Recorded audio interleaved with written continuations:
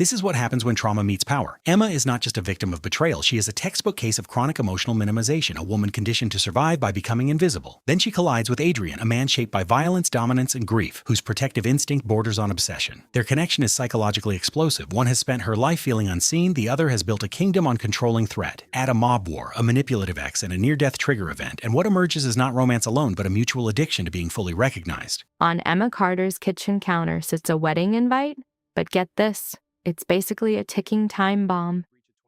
In fancy gold script are two names, her sister Victoria and the groom, Ryan Blake. This is the same dude Emma gave 3 years of her life to, the one whose promises of a future vanished into thin air. Now he's marrying the family's golden child, the sister who always got everything. As a storm brews outside her tiny New York apartment, something inside her just snaps. In 7 days, she's about to find out this betrayal is just the tip of the iceberg. Let's dive into the anatomy of a life about to implode. We open in a hospital where the air is thick with bleach and the smell of human misery, a scent that sticks to you. Here, Emma Carter is propping up the 4th floor nurse's station, her back screaming in pain, her feet begging for mercy in shoes that gave up 2 months ago. New ones are a luxury she can't afford. Emma, 412 needs fresh linens, Nurse Sandra Chen says, not even looking up from a chart. On it. Emma's body moves on autopilot, her mind checked out, a little trick she's mastered to survive this prison. For 3 days straight, that invitation has been living rent-free in her head. She can't look at it, but she can't toss it either. She shoves the linen cart down the hall, its squeaky wheels screaming just like she's on the inside. Every single sound is an attack. The buzzing lights, a non-stop call button, the quiet sobs coming from a closed room. Emma is pure machine, just hitting her targets. Change linens, check on 2 post-op patients, refill 3 water pitchers, help an old man. Her 12-hour shift ends at 11 p.m. when her boss, Margaret, asks if she can cover part of tomorrow's shift. "We're just so slammed," Margaret says, pulling a well-practiced sad face, already knowing the answer. "Just for 4 hours?" Emma's brain runs the grim numbers. Rent's due in 6 days. And the power company isn't kidding around. "Yes." A voice that's barely hers replies, "I can do that." "You're a total lifesaver." Emma doubts that. Most days, she can barely save herself. She heads down into the subway, a ghost town of random people all following the unspoken rule of late-night New York. You do not make eye contact. Down here, everyone's invisible by agreement, a skill Emma has perfected over a lifetime of practice. The train screeches into the station, blasting out a wave of hot, dead air.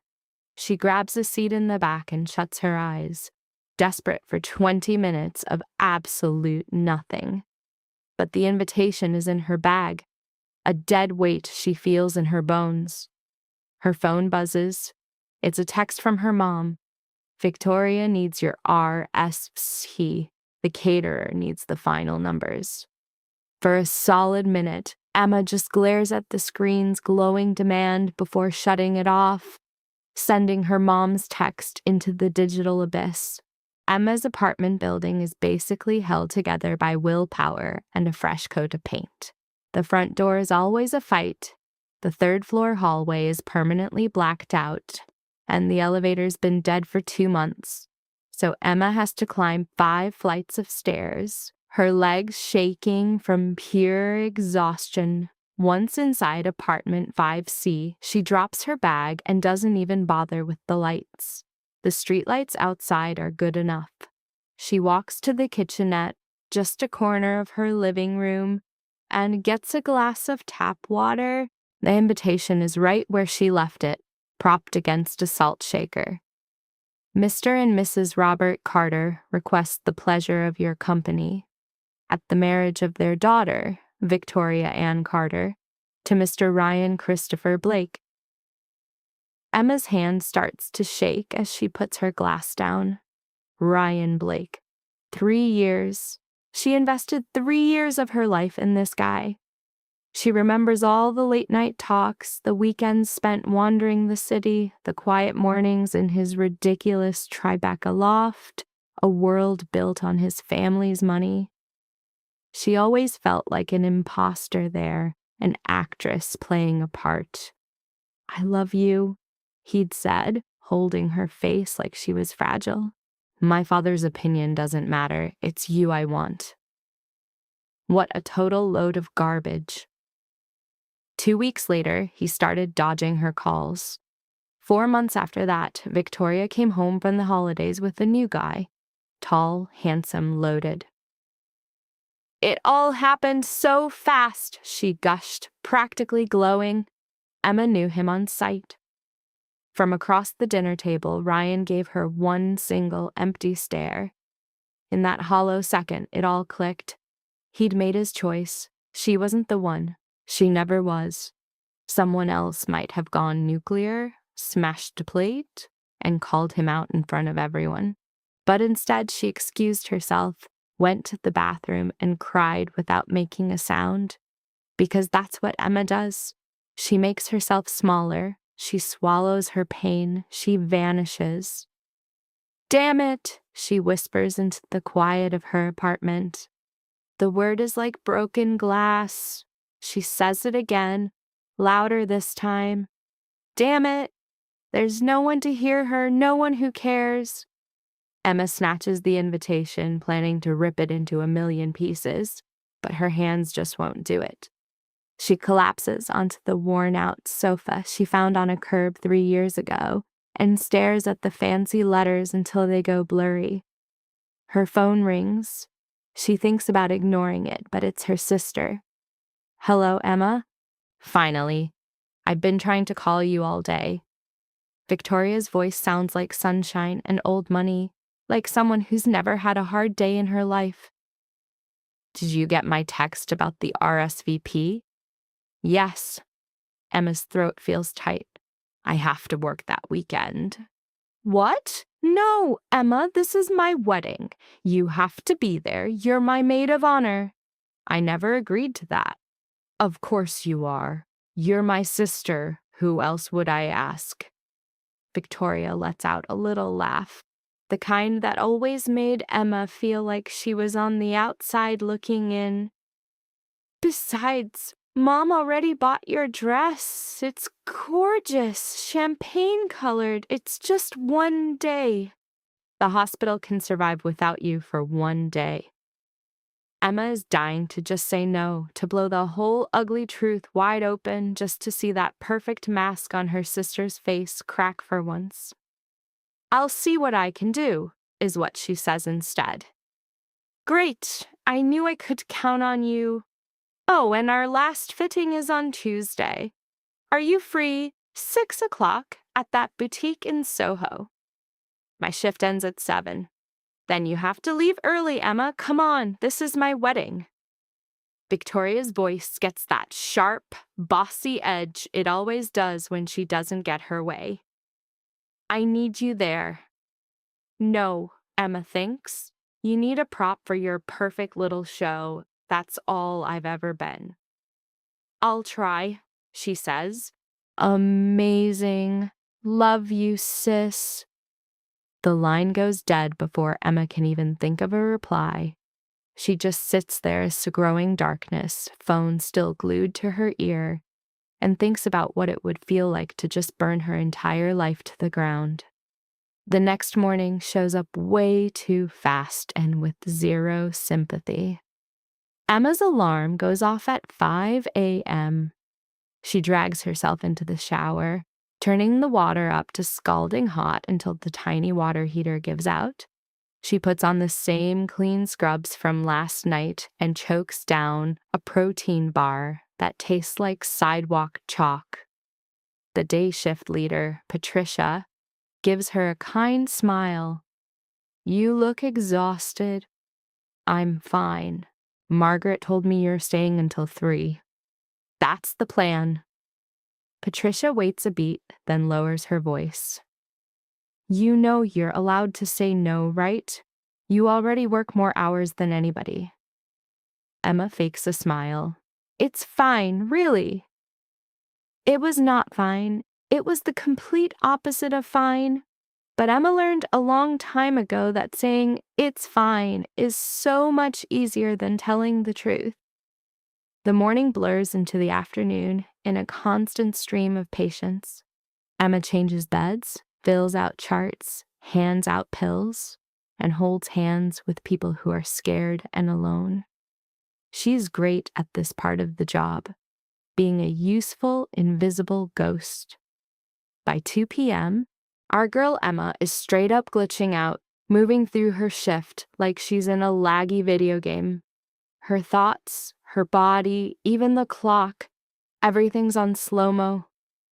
Her coworker, Sandra Chen, finally snaps her out of it, asking, Emma, you good?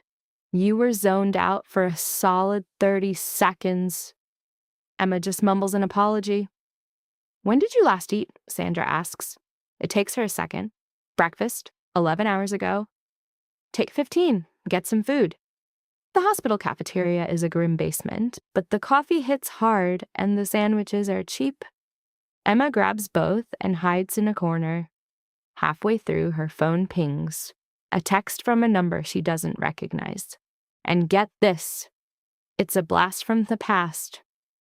Chelsea, an old college friend of Victoria's, is hitting her up for a bachelorette party. Emma stares from the phone to her sad, half-eaten sandwich, and you can practically see her composure crack. Her immediate gut reaction is a massive, nope. She texts back, don't think I can make it. The reply is instant and so aggressively upbeat it feels like a slap. OMG, no, you have to come, let me call you. Emma immediately silences her phone and buries it in her bag. The rest of her shift is a total blur. At 3 p.m., she clocks out, feeling like a hollowed-out robot running on pure exhaustion. The train platform was an absolute madhouse. Emma lets 2 human-packed carriages go by before finally giving up and shoving into the third. Smashed against the glass with some guy's briefcase jamming into her ribs, she mentally checks off every single stop. When she finally gets outside, the city is gray and getting absolutely drenched. The downpour was basically guaranteed. Her umbrella got jacked from work 2 weeks ago. By the time she gets to her building, she's completely soaked. Her uniform a soggy second skin. Every step is a squishy sound of defeat. And then there's the 5-floor climb, her own personal daily torture. Once inside, she peels off the wet clothes only to see a total stranger staring back from the mirror. This ghost is pale, with massive dark circles and hair that's begging to be put out of its misery. She's all sharp angles and soft spots, a roadmap of how worn down she is. When did she start fading away? The shower's freezing, the water heater's on the fritz again, so she just throws on some sweats and an old university shirt that belonged to her ex, Ryan. She knows she should have torched all his stuff. Instead, she's literally wearing his memory. For dinner, it's instant noodles eaten right out of the pot. From her window, she can see a whole different life playing out.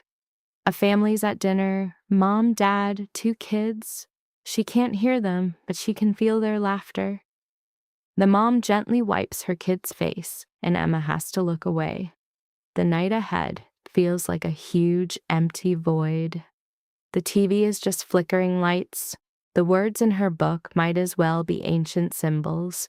So she just lies there, listening to the sounds of the building. Footsteps upstairs, a muffled argument in Spanish, a bass line thumping through the floor. At 10 p.m., with sleep nowhere in sight, she decides to make a pilgrimage to the 24-hour corner store. The excuse is that she needs milk and bread, but the real mission is to feel something real for a second. Maybe the walk will knock her out. The Friday night streets are dead, the rain having chased everyone inside. Emma walks with a purpose, hands shoved in her pockets, hood pulled low. The corner store is a tiny island of light and warmth. She gets her stuff, pays the exhausted-looking clerk, and heads back into the loom. That's when she spots it. A bus waiting across the street. It's not her route, but it's lit up like a sanctuary on wheels, its doors wide open, and she just feels this pull to sprint for it. The driver, a middle-aged woman with kind eyes, gives her a little nod. Close one. Thanks, Emma gasps, tapping her card. The bus is practically empty. An old man is asleep up front. A young couple is whispering in the middle. Emma heads straight for the back, collapsing into a window seat. The bus jerks into motion. She rests her head against the cool glass, watching the city turn into a smear of light. Her mind is a total blank, right until the bus stops where there is no stop. Two men get on. A sharp, cold dread explodes in Emma's chest. Their whole vibe is just completely wrong. Their clothes are way too expensive for this bus route. Their posture is ramrod straight, like they're on high alert. And their eyes are pure predator, scanning every person inside. The driver knows it too.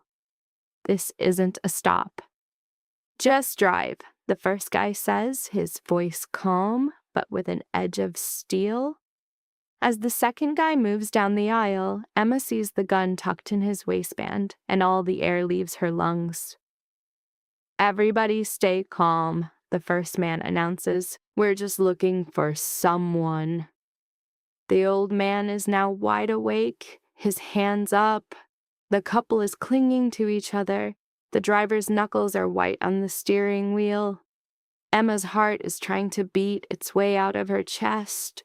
The second guy stalks the aisle, his eyes sizing up every passenger. He gets to the young couple and yanks the guy up by his shirt. Hey, what? Shut up, phone! The young man, shaking, hands it over. The gunman glances at the screen, grunts, and shoves him back down. Not him.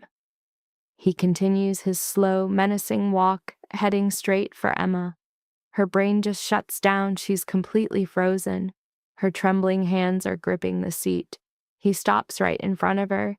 His cold, dead eyes lock onto hers for what feels like an eternity. And then he walks right past her. We're getting off here, the man at the front tells the driver. The bus swerves onto a creepy, industrial street Emma's never seen before. The doors hiss open. Let's go!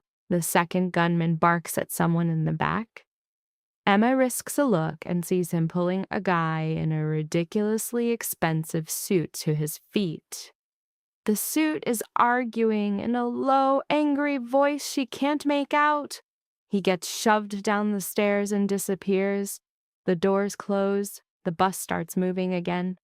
The silence is deafening until the old man up front starts to quietly sob. The driver pulls over at the next official stop. Everyone out, she says, her voice shaky. I have to call police. Emma practically tumbles off the bus, her legs feeling like they belong to someone else. The other passengers just melt into the darkness, wanting no part of a police report. She knows she should stay. She doesn't. She just walks. She's in a totally random part of the city, the street signs looking like a foreign language. Her phone says it's a 40-minute walk home. So she walks. The rain starts coming down even harder, plastering her hair to her scalp. She's only 2 blocks from her building when things finally start to look familiar. Her body shaking as the adrenaline wears off. 2 blocks from safety, a warm shower, and a chance to get the gunman's eyes out of her head. She's so focused on just moving that she doesn't even notice the car that slides to a stop right next to her. The window rolls down. You look like you could use a ride. Emma's head snaps up. The driver is a guy in his 40s, dark hair with streaks of silver and eyes that see way too much. He's wearing a suit that costs more than her rent for a year. He looks at her with an intensity that makes her feel totally exposed. "I'm fine," she says on instinct. "You're soaked. It is 1 a.m, and you're in a neighborhood you don't know." His voice is slick with some kind of accent she can't place. "Let me give you a ride." "No, thank you." I insist. The way he says it makes it clear this isn't a debate.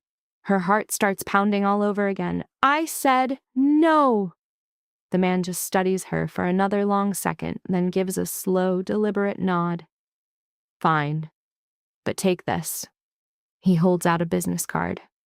"In case you change your mind." She flat out ignores it, turns and walks away, picking up the pace. She hears the car's quiet engine as it finally pulls away.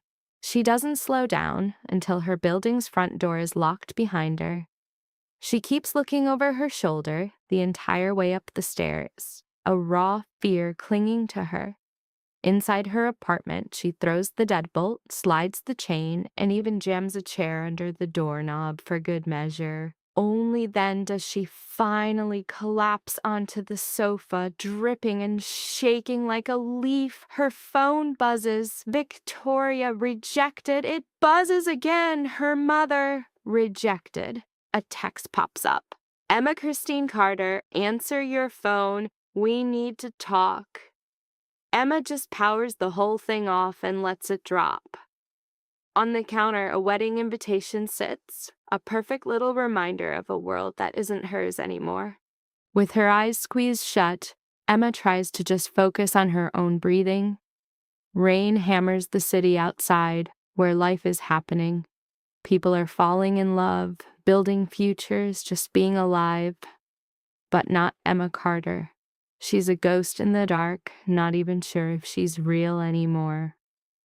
She wakes up on the couch, her clothes still damp, a sharp pain shooting down her spine from the crick in her neck.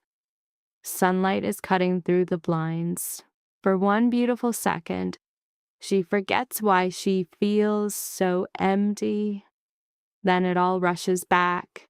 The bus, the glint of a gun, the man in the expensive car. She gets up slowly, her stiff fingers fumbling with the fabric of her soaked jacket. Her phone was right where she chucked it. She flicks it on, and the screen explodes with 17 missed calls and 23 texts. Emma just deletes the whole lot, unread. The shower is arctic like always. She ought to call the landlord, but the freezing water is great for washing off the city's filth. She slips into a clean pair of scrubs, braids her wet hair, and catches a glimpse of herself. A total ghost stares back, pale, empty, and faded out. "Pull yourself together," she mumbles to the reflection. When she hits the hospital, it's just pure, controlled chaos. A monster pileup had flooded the ER, calling in every available hand. Emma drifts through the first 4 hours of her shift in a total fog, grabbing supplies, holding pressure on wounds, and just staying out of the veteran's way. Around noon, things finally calmed down, enough for her to sneak out for a minute.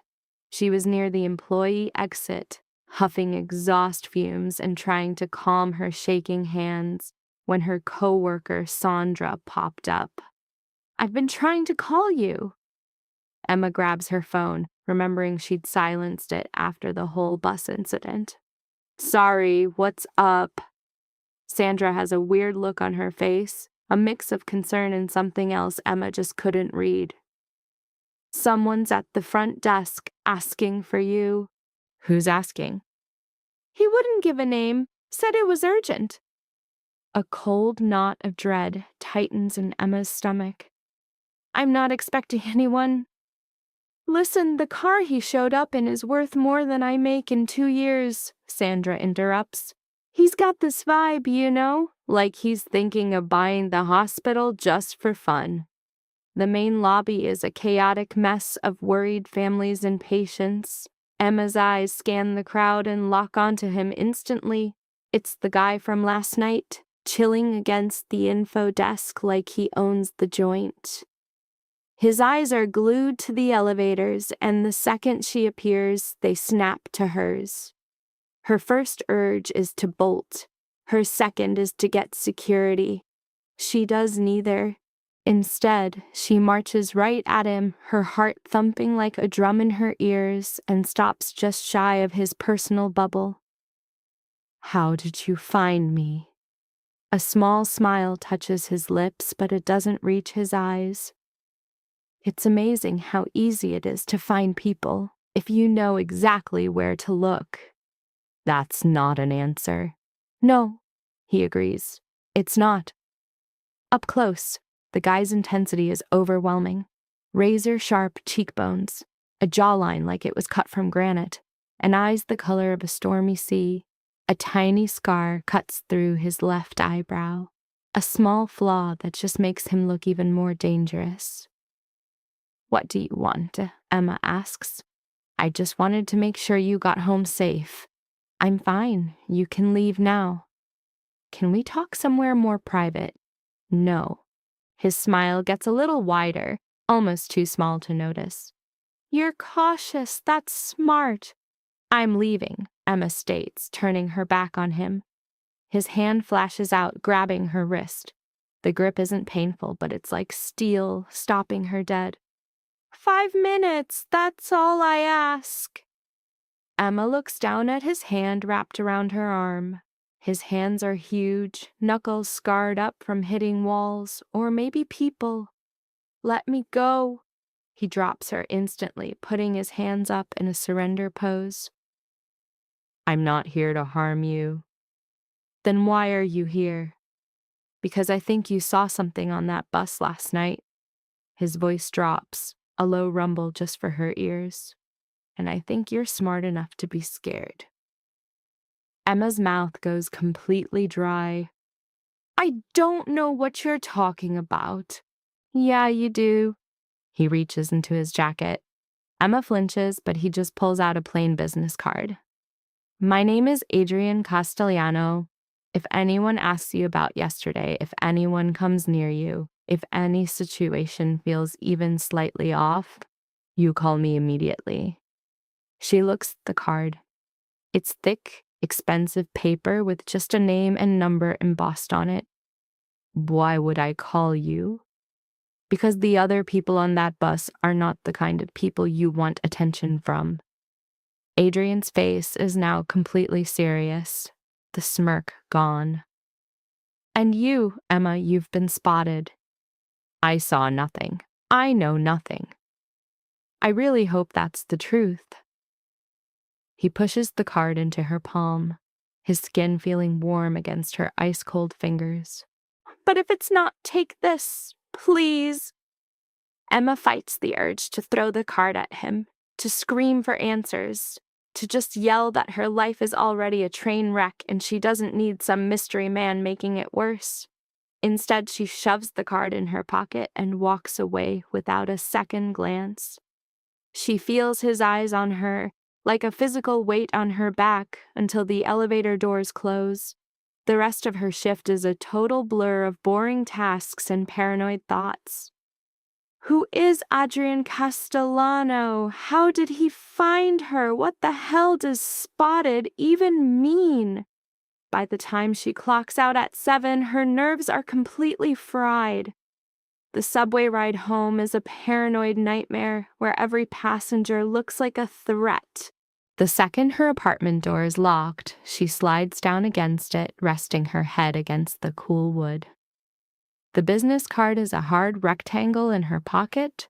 She takes it out, stares at it for a solid minute, then hides it in a drawer like she's burying the whole event. Her phone chimes. Her mother again. This time, Emma picks up. "Hello, Mom." "Emma, thank God, I've been going out of my mind. Victoria said you're ignoring every message about the dress fitting, and Chelsea says you're ditching the bachelorette party." Mom, I have a job. I can't just ditch all my responsibilities. This is for your sister's wedding, Emma. Your only sister. She is counting on you. Emma nearly chokes on a bitter laugh. Is she? Really? What is that supposed to mean? Nothing. I'm just wiped out. Can we talk about this some other time? No, we cannot. The wedding is in 3 weeks. 3 weeks, Emma. You need to pull it together. And with that, something inside her just breaks. Maybe it was the exhaustion. Maybe it was the fear still twisting in her gut from the bus and Adrian Castellanos' warning.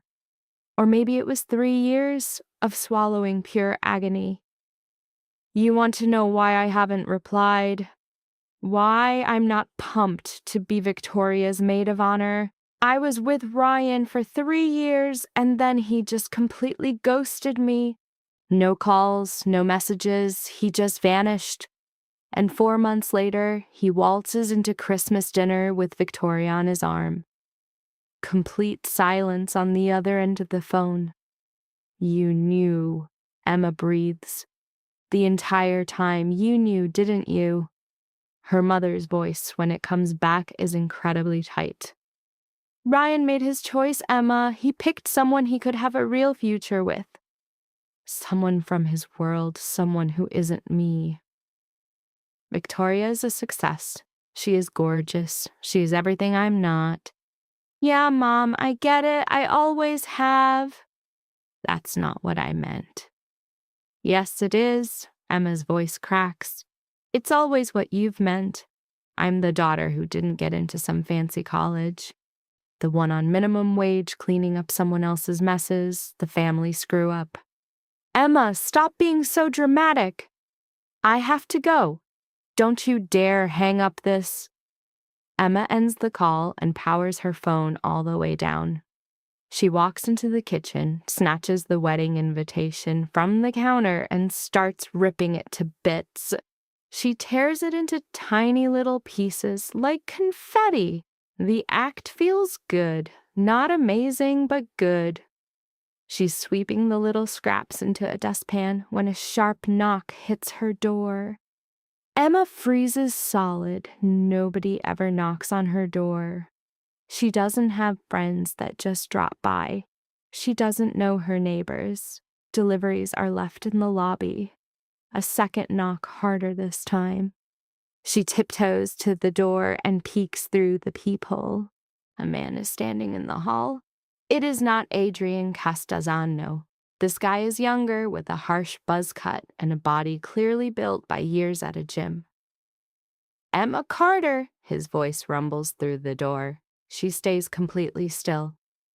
I just have a couple of questions about what you saw last night. On the bus. A chill runs down her entire spine. It won't take long, nothing to be worried about. But all of her instincts are screaming that this is a very bad situation. A cop would have said he was a cop.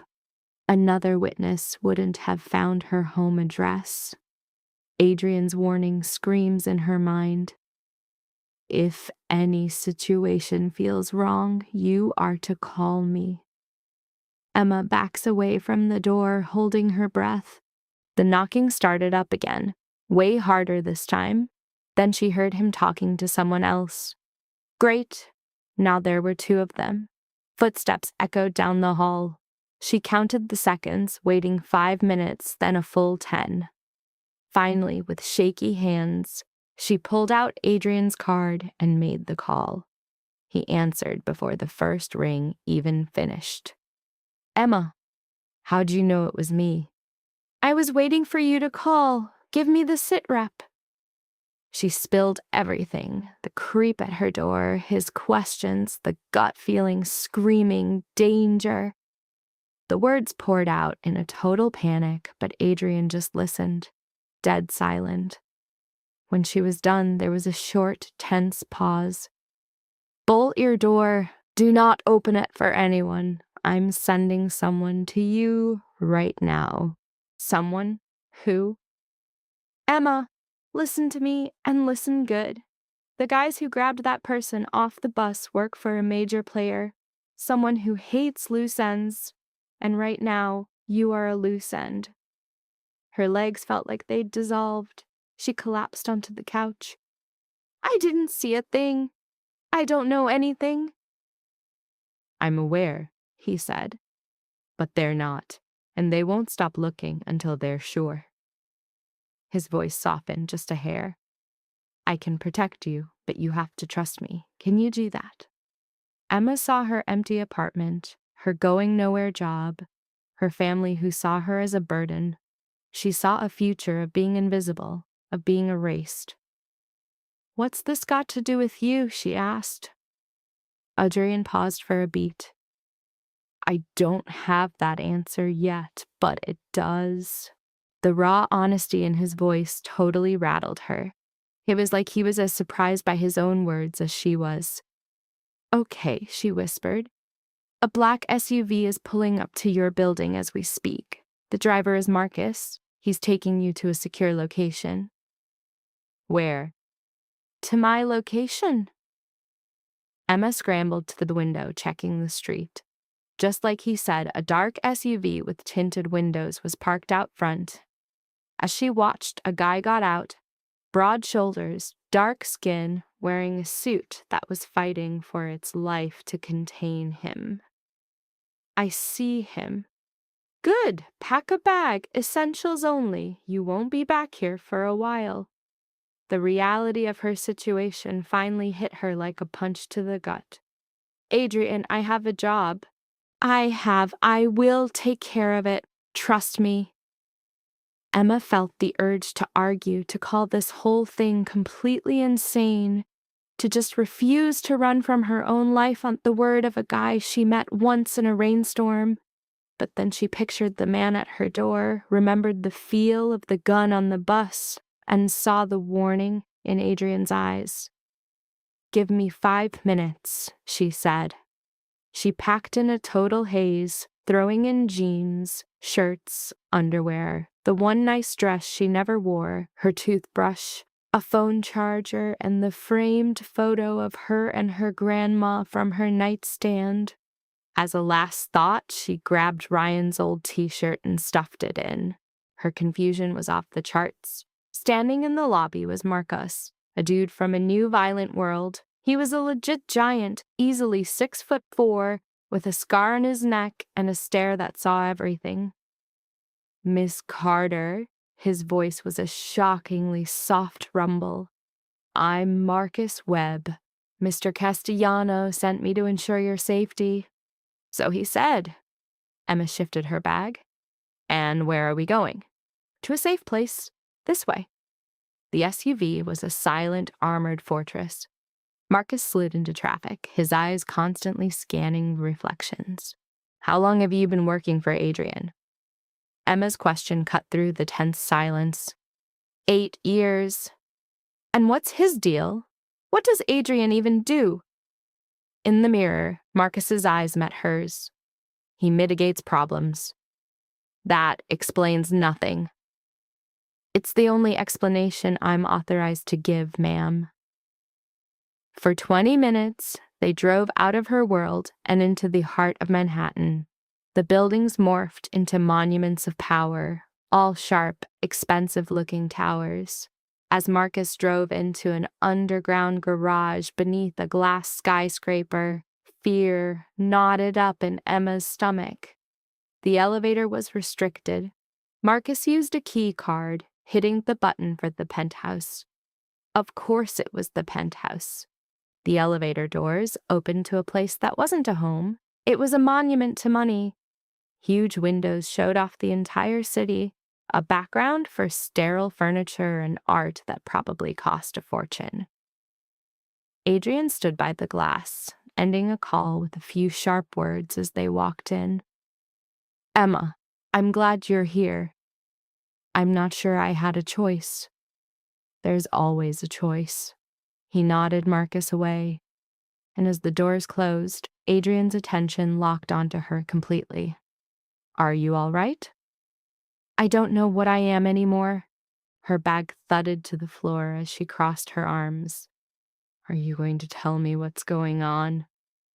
Adrian moved to a bar, pouring 2 glasses of some amber liquid. He held one out. Whiskey, seems fitting. Emma took the glass, needing answers more than the drink. I need an explanation. A fair request. Adrian sipped his own, choosing his words carefully. The men you saw are enforcers for the Vulov family, a Russian syndicate. They were collecting an asset, David Chen, who'd been skimming from their laundering operations. He skimmed $2 million. Adrian's face was completely unreadable.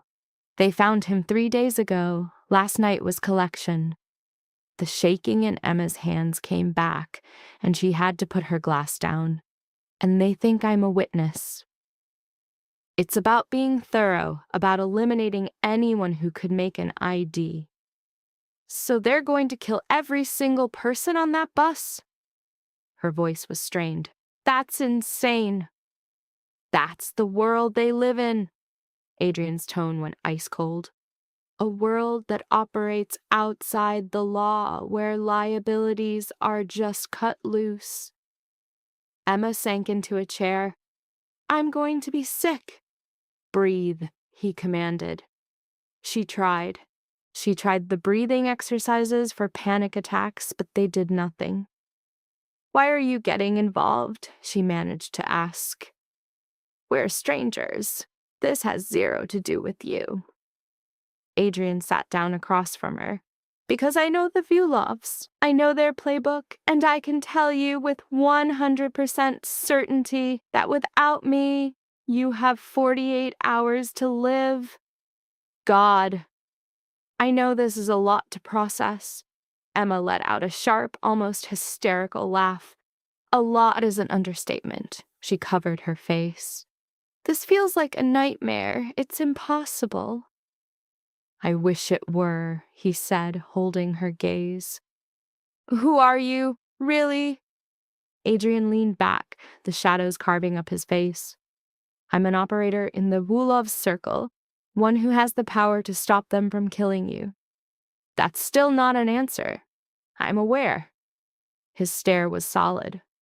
My firm offers security consulting, very high-end. We handle problems for clients who can't go through official channels. So you break the law? I navigate the gray areas that society likes to pretend don't exist. Fear should have been her first reaction. Instead, a practical question popped out. Can you protect me? Yes. The word was a fact, no hesitation, no swagger. Emma downed the whiskey in one burning gulp. All right, what's the plan? You'll stay here under protection. Marcus is here, and 2 others are watching all access points. The Vulovs can't touch you. And for how long? However long it takes. I have a job, Adrian, a life. I already called your employer about a family emergency that needs you. Your rent and bills are paid up for the next year. Emma just stared at him, stunned. You had no right. I had the need, so I took action. He got up and walked to the window, looking out over the city. Your old life made you a target. This new one keeps you breathing. That's not your decision. Correct, he admitted, turning back to her. It's yours. Stay here, safe, while I deal with the Vulovs. Or you can leave, go back home, and bet your life they won't care about you. The choice was a total illusion. They both knew it. Emma stood up, unsteady on her feet. Where's my room? A tiny shift softened Adrian's expression. Second door on your left. It's fully stocked. My room is right next to it. She grabbed her bag and headed for the bedroom, but stopped in the doorway. Why did you help me last night? You could have just kept walking. Adrian thought for a moment. I'm not sure. You had this look of trauma, like you desperately needed someone to just see you. His eyes locked onto hers. And I saw you. A lump formed in Emma's throat. She gave a single nod, then ducked into the bedroom to hide her face.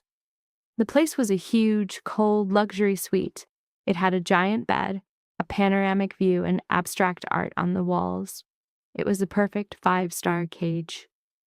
Emma locked the door, dropped her bag, and just collapsed onto the bed. That dead phone wasn't just a phone. It was the detonator for the life she just blew up. Turning it on meant wading into the digital fallout. A flood of worried texts from her mom and pure rage from Victoria, a tag team assault from the world she ditched. She hits the power button. The screen lights up like a war zone. 43 missed calls, 61 messages. Emma just scrolls through it, feeling nothing. Mom's panic, Victoria's fury, nosy messages from work. And then, one name, Ryan. Her thumb just hovers over it like she's debating whether to poke a fresh wound. She opens it. Heard you dragged your mom into this. Slow move, Emma. Victoria's a wreck. Why can't you just let us be happy? She reads the poison 3 times, ice forming in her chest. Her reply was one perfect sentence. Go to hell. Hands shaking, she starts the digital purge. His number gets vaporized. Victoria's is completely nuked. Her mom's is wiped. Then the screen goes black. In the silence that followed, Emma could feel the city breathing, a million stories going on, none of them knowing her entire world had just crumbled. She curls up on the couch, still in her work uniform, just staring at a blank wall until her eyes burned. Sleep wasn't happening. She's trapped in a nightmare loop. The bus, the flash of a blade, Adrian's warning, that shadow at her door. It was pure psychological torture on repeat. Just after midnight, a normal sound cuts through the chaos. Footsteps, running water. It's Adrian, moving around like the world hadn't ended. Emma just thinks about this guy. How he moves through the world with this quiet power, this insane influence where his words are straight up law. She wondered what it felt like not to be a ghost. Around 2 a.m., exhaustion finally takes her down. Her brain cooks up a non-stop anxiety fest. Missed trains, elevators with no doors, and the feeling of drowning as crowds just walked on by. She wakes up to a crack of dawn and a soft knock. Emma, you up? Adrienne's voice was quiet, cautious. She sits up, totally lost, a fire burning in her neck from sleeping twisted. Yeah, I'm awake. I made coffee and food, if you want some. Her stomach growling was all the answer he needed. She couldn't even remember her last meal, except for some trash cafeteria sandwich. Gimme 5 minutes. She walks into a bathroom made of cold marble. The towels were ridiculously soft. The bar of soap probably cost more than her rent. She tries to make her reflection look human again, and it was a total failure. Her hair was a disaster zone, her scrubs were a roadmap of wrinkles, and the circles under her eyes looked like bruises. When she came out, Adrienne was in the kitchen rocking jeans and a black t-shirt that fit way too well, his hair still wet. He looks her over, and a small smile plays on his lips. You look exhausted. Thanks. Every woman's dream compliment. That smile gets wider. You're carrying some serious exhaustion. When was the last time you actually got a good night's sleep? The question totally stumps Emma. I honestly have no idea. Well, in that case, your only job today is to eat and to rest. Don't think about anything. He slides a plate of eggs, toast, and fruit her way. Sit. Too wrecked to argue, she does, and a sudden hunger hits her like a truck. This simple food tasted like heaven, better than anything she'd eaten in months. Adrian refills her coffee mug, then just watches her from the other side of the counter. What? She mumbled, mouth full. Nothing. It's just nice seeing someone actually enjoy their food. When you live on instant ramen and protein bars, she shot back, this is a 5-star meal. Something flickered in his eyes. Maybe pity, maybe something else. That life is over for you now. Emma's fork clatters right on her plate. Look, I'm not your charity case. I never said you were. Then stop acting like I am. Their eyes lock, and the air just crackles with new tension. Adrian puts his hands up like he's surrendering. You're right. My bad. Emma goes back to eating, her anger dialed down a notch. They sat there in silence while the city outside roared to life. Can I ask you something? Emma finally says.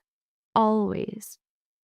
Why does one person live in a place this massive all alone? Adrian looks around the apartment like he's seeing it for the first time. I don't know. I guess I need the space. Room to think. His eyes snap back to her. It gets lonely, though. Is that what your home felt like? Always lonely, Emma admits before she can stop herself. A visible change comes over Adrian's face, like his walls just dropped for a second. Not here, not while you're here. The line should have been a cringy pickup attempt, the kind that screams red flag. Instead, it landed like a promise. And for the first time in what felt like forever, Emma didn't feel like a ghost. 3 days go by in a weird, quiet blur. Emma slept harder than she had in years, waking up every morning in that huge bed to the absolute insanity of her situation. The apartment became her quiet little bubble during the day. Adrian was gone before the sun came up and back after it set, and the first thing he always did was check on her. Did you eat? He'd ask. Yes. Anyone bother you? No. Good. These quick check-ins became their little ritual. Sometimes he'd hang around asking about her day or dropping some random detail about his. But most of the time he'd just disappear into his office, a ghost until the next morning. Emma explored the penthouse like it was some museum she was trapped in. She found a library with shelves that went all the way to the ceiling, a perfect gym that looked like it had never been used, and a terrace she didn't have the guts to step onto, terrified of the insane height. The whole place was gorgeous, way over the top, and had absolutely no soul. Like Adrian hired a designer to build a life he never planned on actually living. On the 4th morning, she finds him in the kitchen, laptop open next to a cold cup of coffee. You look like hell, she tells him. He looks up, his eyes totally bloodshot. Appreciate it. Did you sleep at all? Not really. Emma pours her own coffee and sits across from him. So what's the big project? You. A knot of pure dread ties itself in her stomach. What the hell is that supposed to mean? Adrian slams the laptop shut and rubs his face. The Volovs? I'm trying to figure out a way to get you completely off their radar. And it's not easy. Every single thing about your situation is a major problem. Emma grips her warm mug. Explain it to me anyway. He just looks at her for a long moment, like he's trying to see if she can handle the truth. They're asking questions, hunting down every passenger from that bus. So far, 2 of them have gone missing. They pulled one out of the East River yesterday. The coffee turns to acid in her stomach. Oh, God, I've put the word out that you're under my protection. That should buy us a little time. Should. The Volovs and I, we have an understanding. We stay out of each other's business. But this, he says, gesturing around them, is me getting directly involved. I've officially become a problem. You're a complication. And what's the difference? Adrian gives her a smile that was pure ice. Problems get eliminated, Complications just need a new game plan. Emma puts her mug down before her shaking hands give her away. You talk about people dying like it's just business. Because in my world, he says flatly, it is. Your world is nuts. Yes, he agrees, his tone so calm it's terrifying. It is. They just sat in this heavy silence. Outside, the city was a mess of traffic and sirens, the normal sounds of normal lives. I have to know, Emma says finally, and I need the truth. Agreed. Are you playing me? Is this whole thing just some big brain move against the Volovs? Adrian's entire body goes rigid. Is that what you think? I don't know what to think. You show up out of thin air. You knew exactly where I'd be. You have all this insane power. It all seems way too convenient, like it gives you leverage. You think you're leverage? He asks, his voice getting dangerously low. Am I wrong? He shoots up from his chair, turning his back to her to stare out the window. When he speaks again, his voice is choked with some emotion she can't read.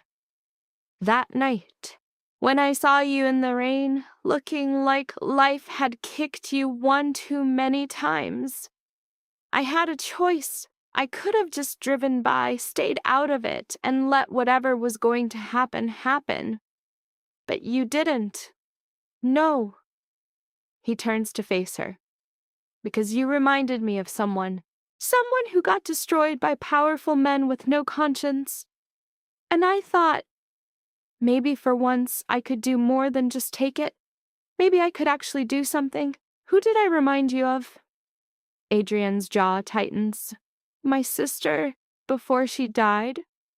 The words just hang there, thick with old pain.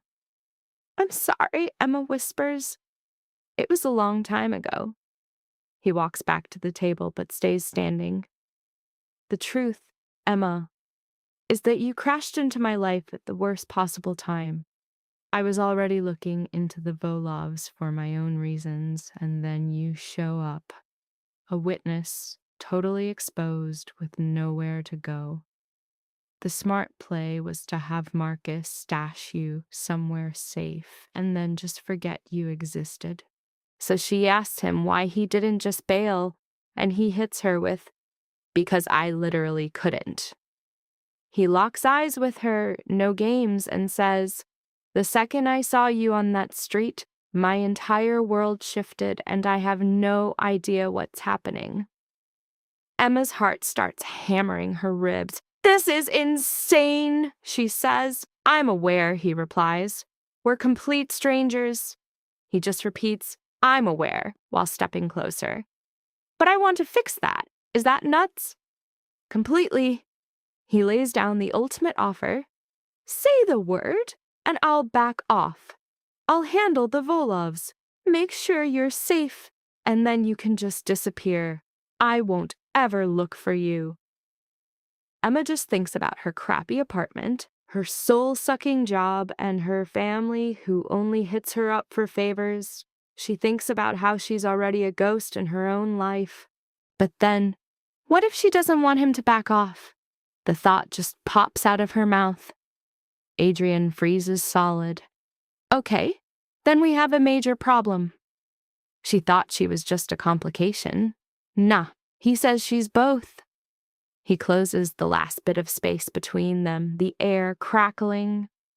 This can't go anywhere, Emma. My life, my world. This isn't some shallow end you contest. This is the entire ocean. You're all in or you're out. But maybe she's just tired of being out. You don't get what you're saying, he warns. Don't you dare tell me what I know, she snaps back, getting to her feet to match his vibe.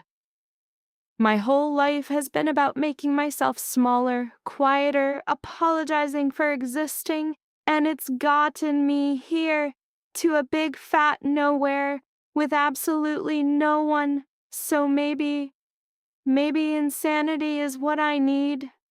That's when Adrian's hand comes up, his fingers cupping her jaw.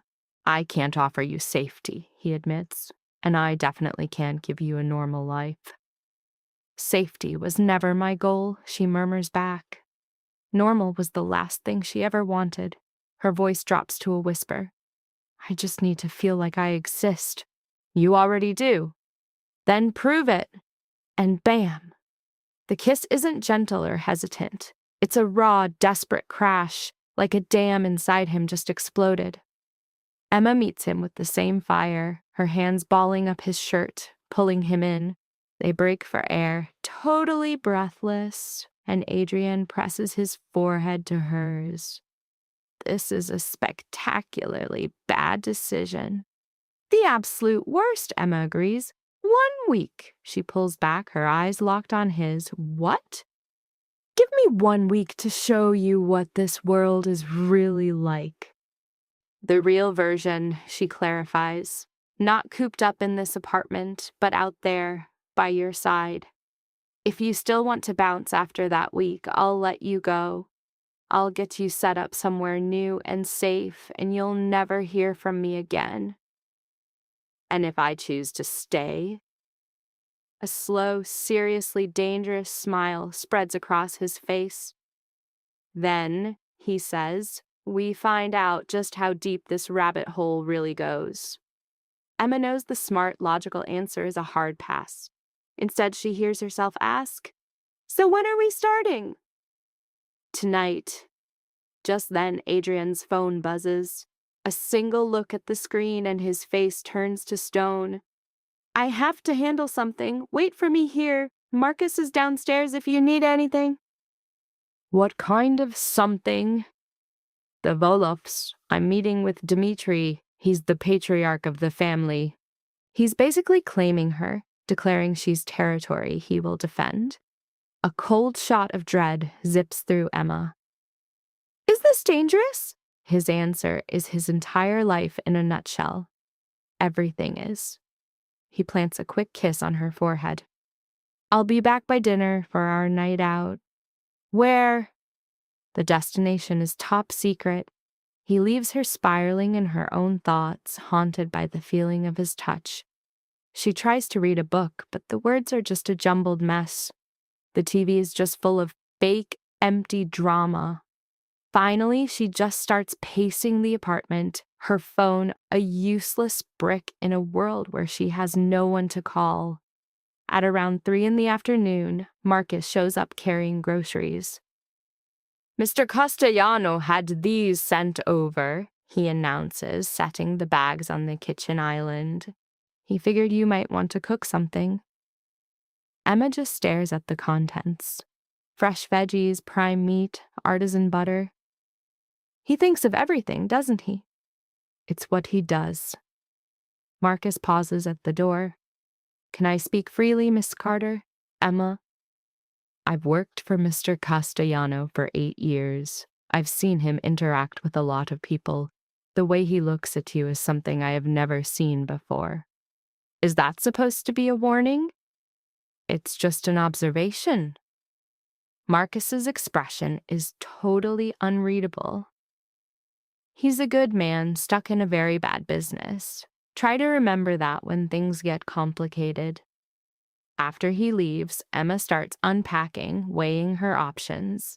She's no master chef, never having the space or the tools for it in her own tiny kitchen. But Adrian's kitchen is a pro's paradise, decked out with fancy appliances and lethally sharp knives. She decides to make pasta carbonara, keeping it simple but classy. By 6:30, the whole apartment smells like garlic and cured meat, with a table perfectly set for 2. He stops dead in the doorway, taking in the whole domestic scene. You cooked? Try to contain your shock. I've got a few hidden talents. So I see. He takes off his jacket, loosening his tie. How was your day? Uneventful. Nothing happened. And your meeting with Dmitri? Adrian's face becomes a total blank. It was productive. That's not a real answer. We made a deal. He won't be a problem anymore. In exchange, I owe him a debt. A lump of ice forms in Emma's stomach. What kind of debt? The kind that gets paid when the time comes. He moves to the table, pulling her chair out for her. For now, let's just eat. This looks amazing. The pasta was decent, not mind-blowing, but good. They talk about random stuff, and against all logic, Emma starts to feel herself relax. Adrian has this dark, witty humor that keeps throwing her off balance, and when a real smile breaks through his usual grim face, it changes everything about him. After they eat, he disappears into his room and comes back with a black dress. "This is for you," he says, holding it out. Emma takes it, the expensive silk cool on her skin. "Where exactly are we going?" "We're going dancing." "I can't dance." "Neither can I." "It's something we'll figure out together." The dress fits like a glove, which is insane since Adrian never even asked for her size. Emma looks at her reflection and sees a complete stranger. The dress was all about sophisticated heat, showing just enough to be tempting without being trashy. She finds Adrian in the living room, wearing a suit that probably costs more than her yearly salary. He looks her up and down, a slow and deliberate once-over, his eyes getting darker. "You look stunning." A slight blush hits Emma's cheeks. "You don't look so bad yourself." "Let's go," he says. "We're running late." The club was in a part of Manhattan Emma had never seen, the kind of spot with a secret entrance for the in crowd. The inside was all low lights, smooth jazz, and people who looked like they'd stepped out of a fashion mag. Adrian leads her through the packed club, his hand resting possessively on the small of her back. She sees the way people watch them, or more accurately, watch him, with a mix of awe and fear, like they know exactly what he's capable of. He gets them a secluded booth in the back. A server instantly appears with champagne he never ordered. "Compliments of the house, Mr. Castellano." "Thanks, Diane." Once they're alone, Emma raises an eyebrow. "You come here a lot?" "I own the place." "Of course you do." A smirk touches his lips as he pours 2 glasses. "To new chapters." Emma clinks her glass with his. "And to monumentally bad choices." The champagne was incredible, way beyond anything she had ever tasted. The tiny bubbles danced on her tongue. On the floor, couples swayed to the band's sexy, slow rhythm. "Tell me about your sister," Emma says after a minute. Adrian's smile completely disappears. "That's a dark topic for a first date." "Is that what this is? A date?" "I'm not sure what else you'd call it." "Then tell me," she insists. "It's something I need to know." He's silent for a long time, just staring into his glass. "Her name was Sophia. She was younger than me by 4 years, super smart, loved life, and wanted to be a teacher." His jaw clenched up. "We grew up in Queens. Our dad was a construction worker when he could find a job. Our mom cleaned houses. We didn't have much, but we were mostly happy." "What happened?" "I got mixed up with the wrong people. I was doing small jobs for a local crew, making serious cash. More in 1 week than my dad made in a month. I thought I was being slick, providing for my family." A bitter laugh escapes him. "I was 17 years old and a complete idiot." Emma waits patiently, sensing there was more to the story. "Sophia found out what I was doing and begged me to quit. We got into a huge fight. She threatened to tell our parents." Adrian's knuckles turned white around his glass. "The guys I was working for found out and decided she was a risk. They grabbed her off the street one afternoon when she was walking home from school. 3 days later, they found her body in a dumpster in the Bronx." "Adrian, I got all of them," he says, his voice low. "Every single person involved. It took me 2 years, but I made sure every one of them paid what they owed." Once the job was done, I realized I had a knack for it. A gift for spotting problems and just deleting them, for becoming the kind of man other men are terrified of. Emma reached over, covering his hand with hers. I am so sorry. Don't be. I chose this life. I built this whole empire with my own 2 hands. He met her gaze. But sometimes I wonder what would have happened if I'd just walked away, if I'd been a nobody. You would have been totally miserable. A shocked laugh escaped him. What makes you say that? Because people like us don't belong in their normal world. We're too broken. We have too many sharp edges. A regular life would feel like slowly suffocating. Emma squeezed his hand. In this life, at least, you're free. Adrian looked at her as if he was seeing her for the first time. How is it possible you can understand what I am? It's because I don't. It scares the hell out of me. She downed her drink in a single gulp. But my entire life has been being scared and following the rules, and look how that turned out. So maybe it's time to be terrified and completely reckless. You're not at all what I expected. Good. Expectations are a prison. The music changed, turning slower, more intimate. Adrian stood up and held out his hand. Dance with me. I've already told you I'm not a dancer, and I've already told you we'll figure it out together. On the dance floor, he pulled her in close, one hand on her waist, the other holding hers. Emma had always been clumsy when dancing, trapped inside her own head, obsessing over her every move. But with Adrian, none of that self-doubt came up. He led with a confident calm, and she just followed his lead, their bodies moving like they had rehearsed this 100 times. This is nice, she mumbled into his shoulder. It is.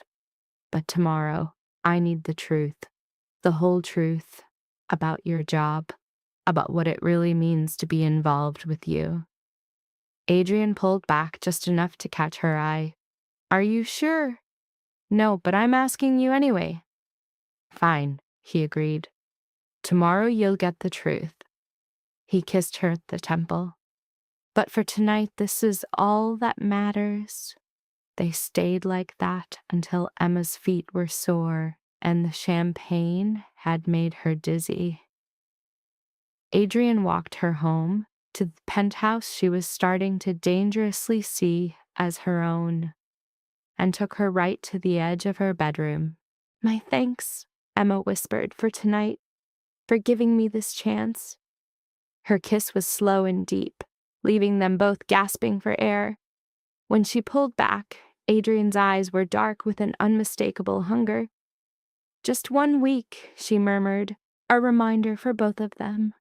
1 week, he repeated, his voice a deep rumble. Emma slipped inside her room, closing the door against a heart pounding in her chest. She could feel him still in the hall for another moment before his footsteps faded. After getting changed, she lay staring at the ceiling, her life now split into 2 parts, everything before Adrian and whatever came next. Tomorrow the truth would come out. Tomorrow she would have to decide if she could survive in his world. But for just 1 night, she let herself feel wanted, seen, like someone who was important. And for the first time in ages, Emma went to sleep with a smile. She woke up in a sunlit room to the smell of coffee brewing. For a split second, she soaked in the comfort, the quiet, the peace. Then the weight of the day came crashing down.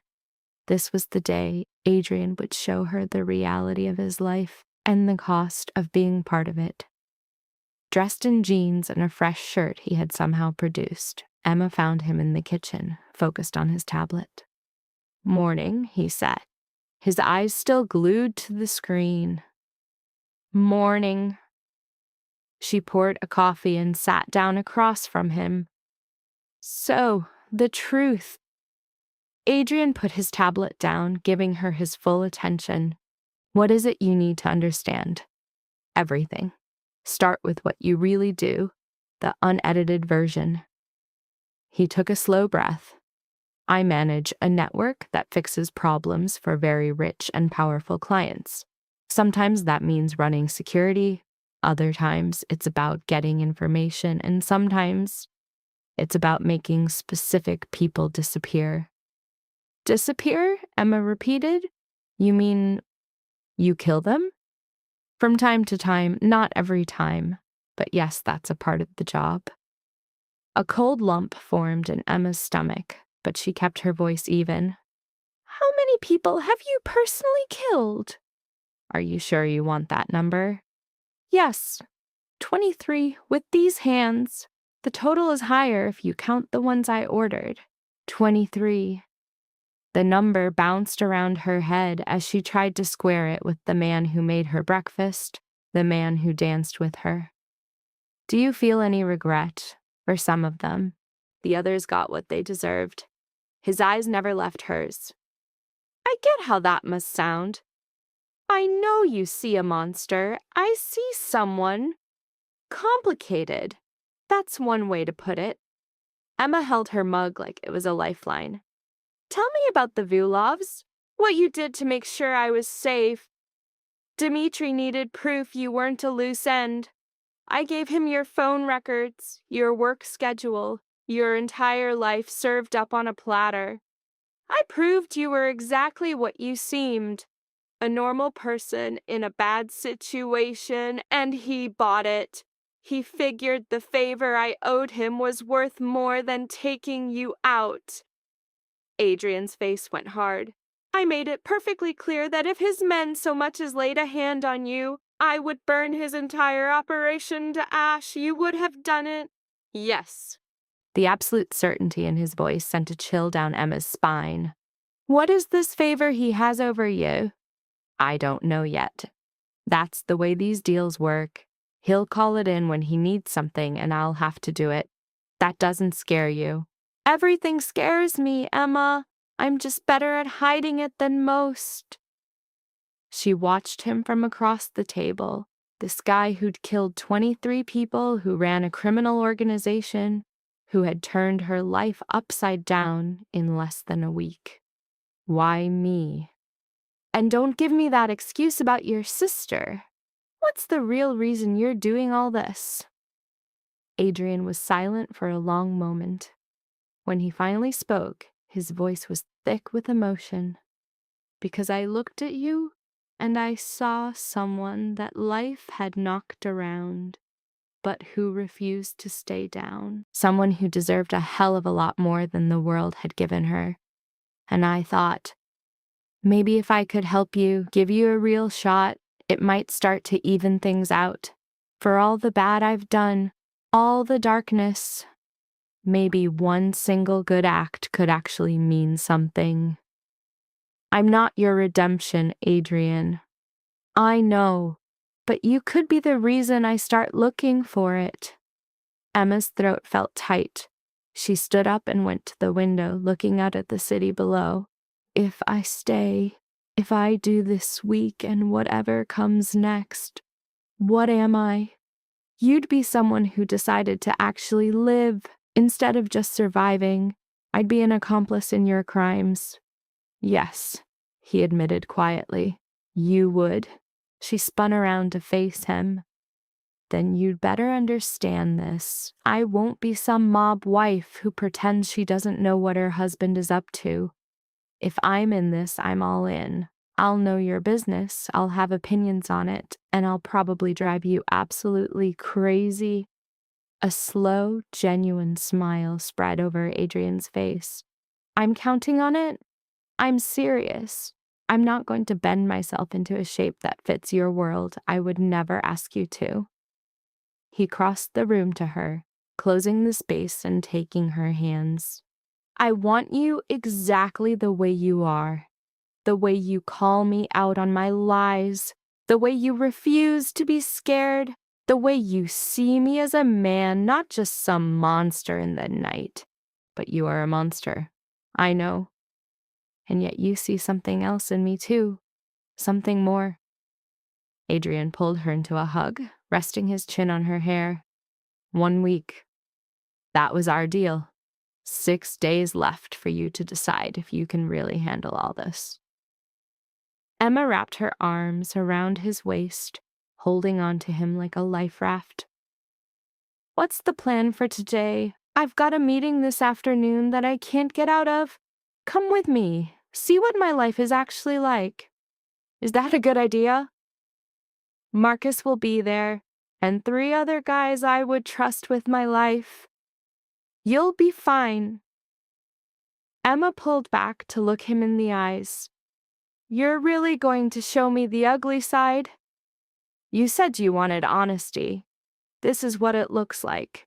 2 hours later, Emma was sitting at the back of Adrian's car, with Marcus driving on their way to a warehouse in Brooklyn.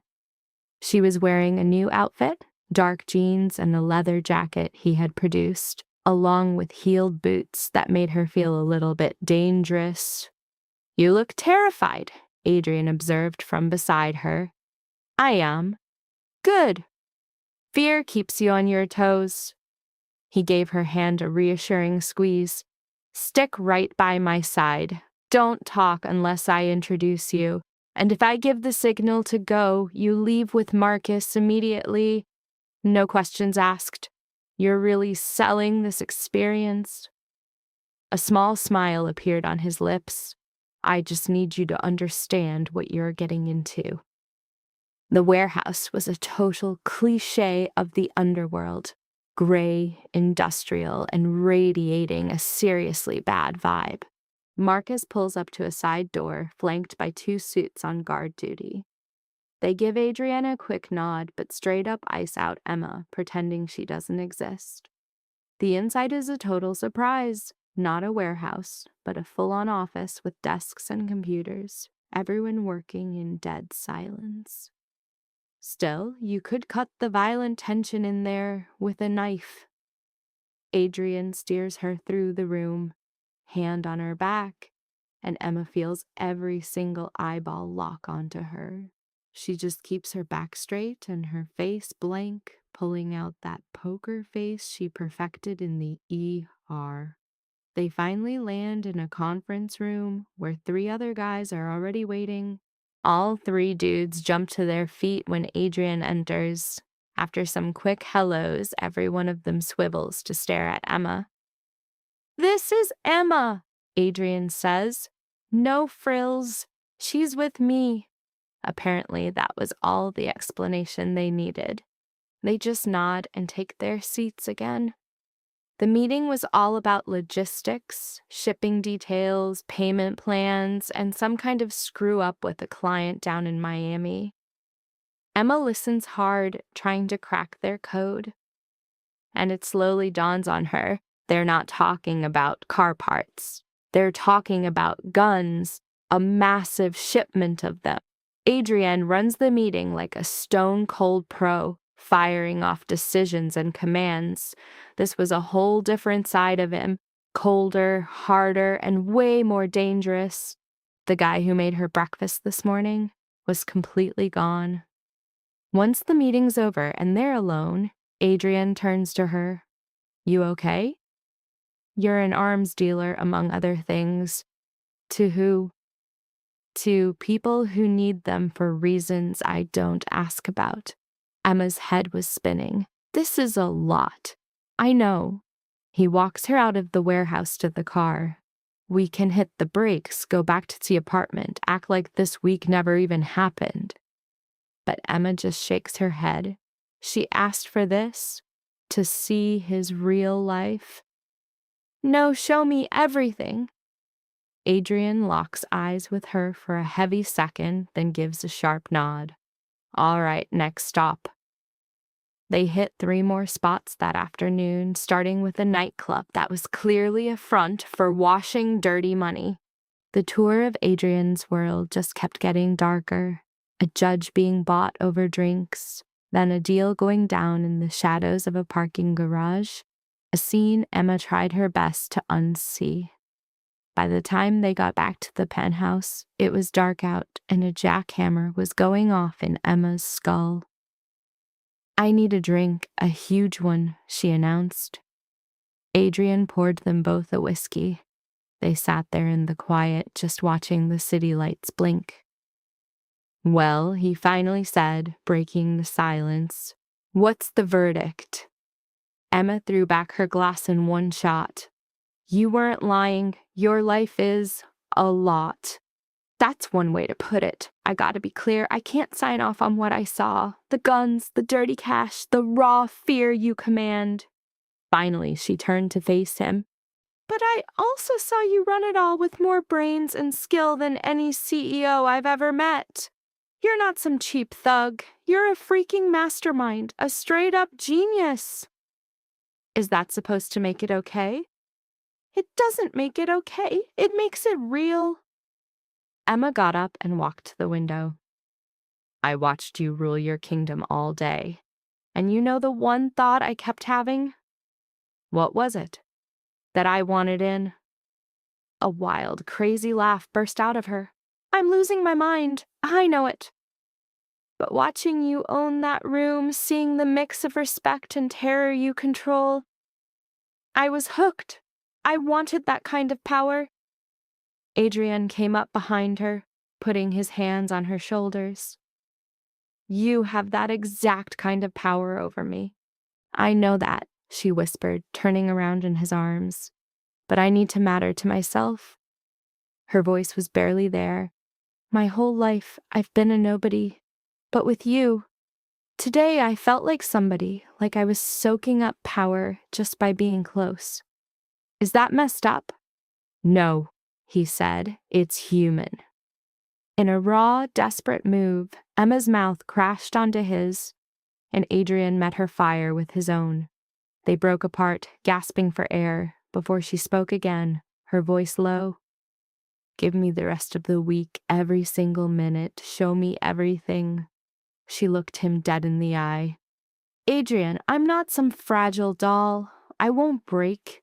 Show me all of it, and then I'll decide if I can handle it." His eyes burned into hers. "You sure about that?" "No," she admitted. "But I'm walking into the fire anyway." A real warm smile finally broke through his poker face. "You're here to burn my whole world down, aren't you?" "Maybe." "Good," he whispered, kissing her forehead. "It could use a little chaos." As they ate dinner on the terrace, a whole new vibe sparked between them. Emma, back on solid ground, talked about simple stuff and deep truths. In return, Adrian told her about growing up in Queens, his first job for Vincent Romano, and the exact moment he realized he was capable of violence. Emma laid out her own past, a family who only saw her failures, the double cross from Ryan and Victoria, and the wedding invitation that started this whole insane chain of events. "Do you still love him?" Adrian asked, his voice soft. "No," she admitted, staring out at the city. "I don't think I ever did. I was in love with the idea of a guy like him loving me. I was so desperate to be seen that I didn't realize he wasn't even looking." "They never saw you," he said quietly. "But I do." "I know." She took his hand, lacing their fingers together. "That's what scares me more than anything." A peaceful silence settled over them as the city lights blurred, and an exhaustion so deep it felt like it was in her bones washed over Emma. At her door, Adrian gave her a quick goodnight kiss, and she fell into a sleep filled with images of guns and cash, and the addictive feeling of power. Only 4 days left.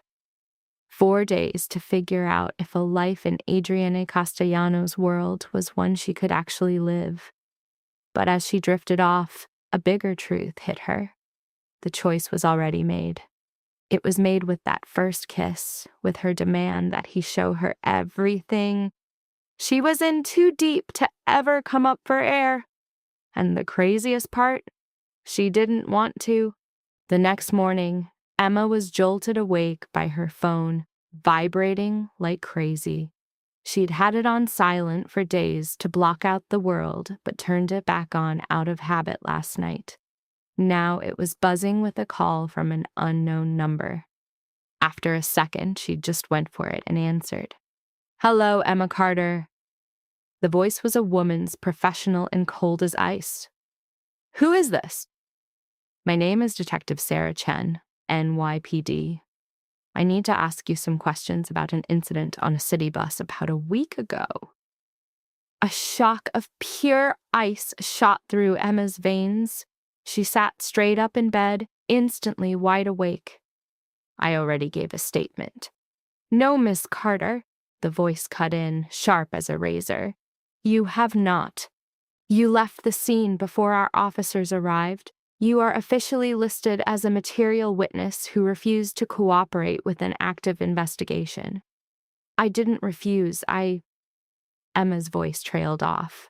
What could she possibly say? That some mob boss told her to disappear? And now she was living in his penthouse while he cut deals with criminals for her? "I need you to come to the precinct today to clear some things up." "I'm not sure that's going to be possible." "That wasn't a request, Miss Carter." The line went dead. Emma just sat there, the phone feeling like a lead weight in her hand, a sick knot of dread twisting in her gut.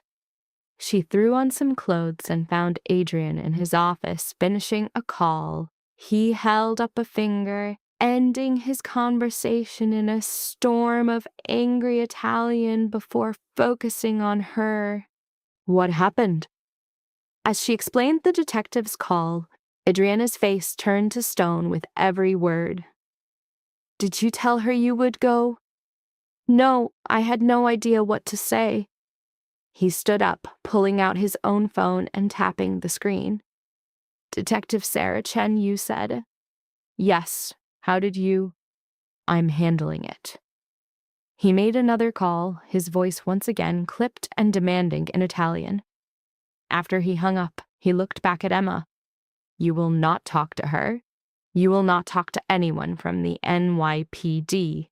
If they call you again, you don't answer." "Adrian, I can't just ignore the police." "You can," he shot back, "when they're on a fishing trip.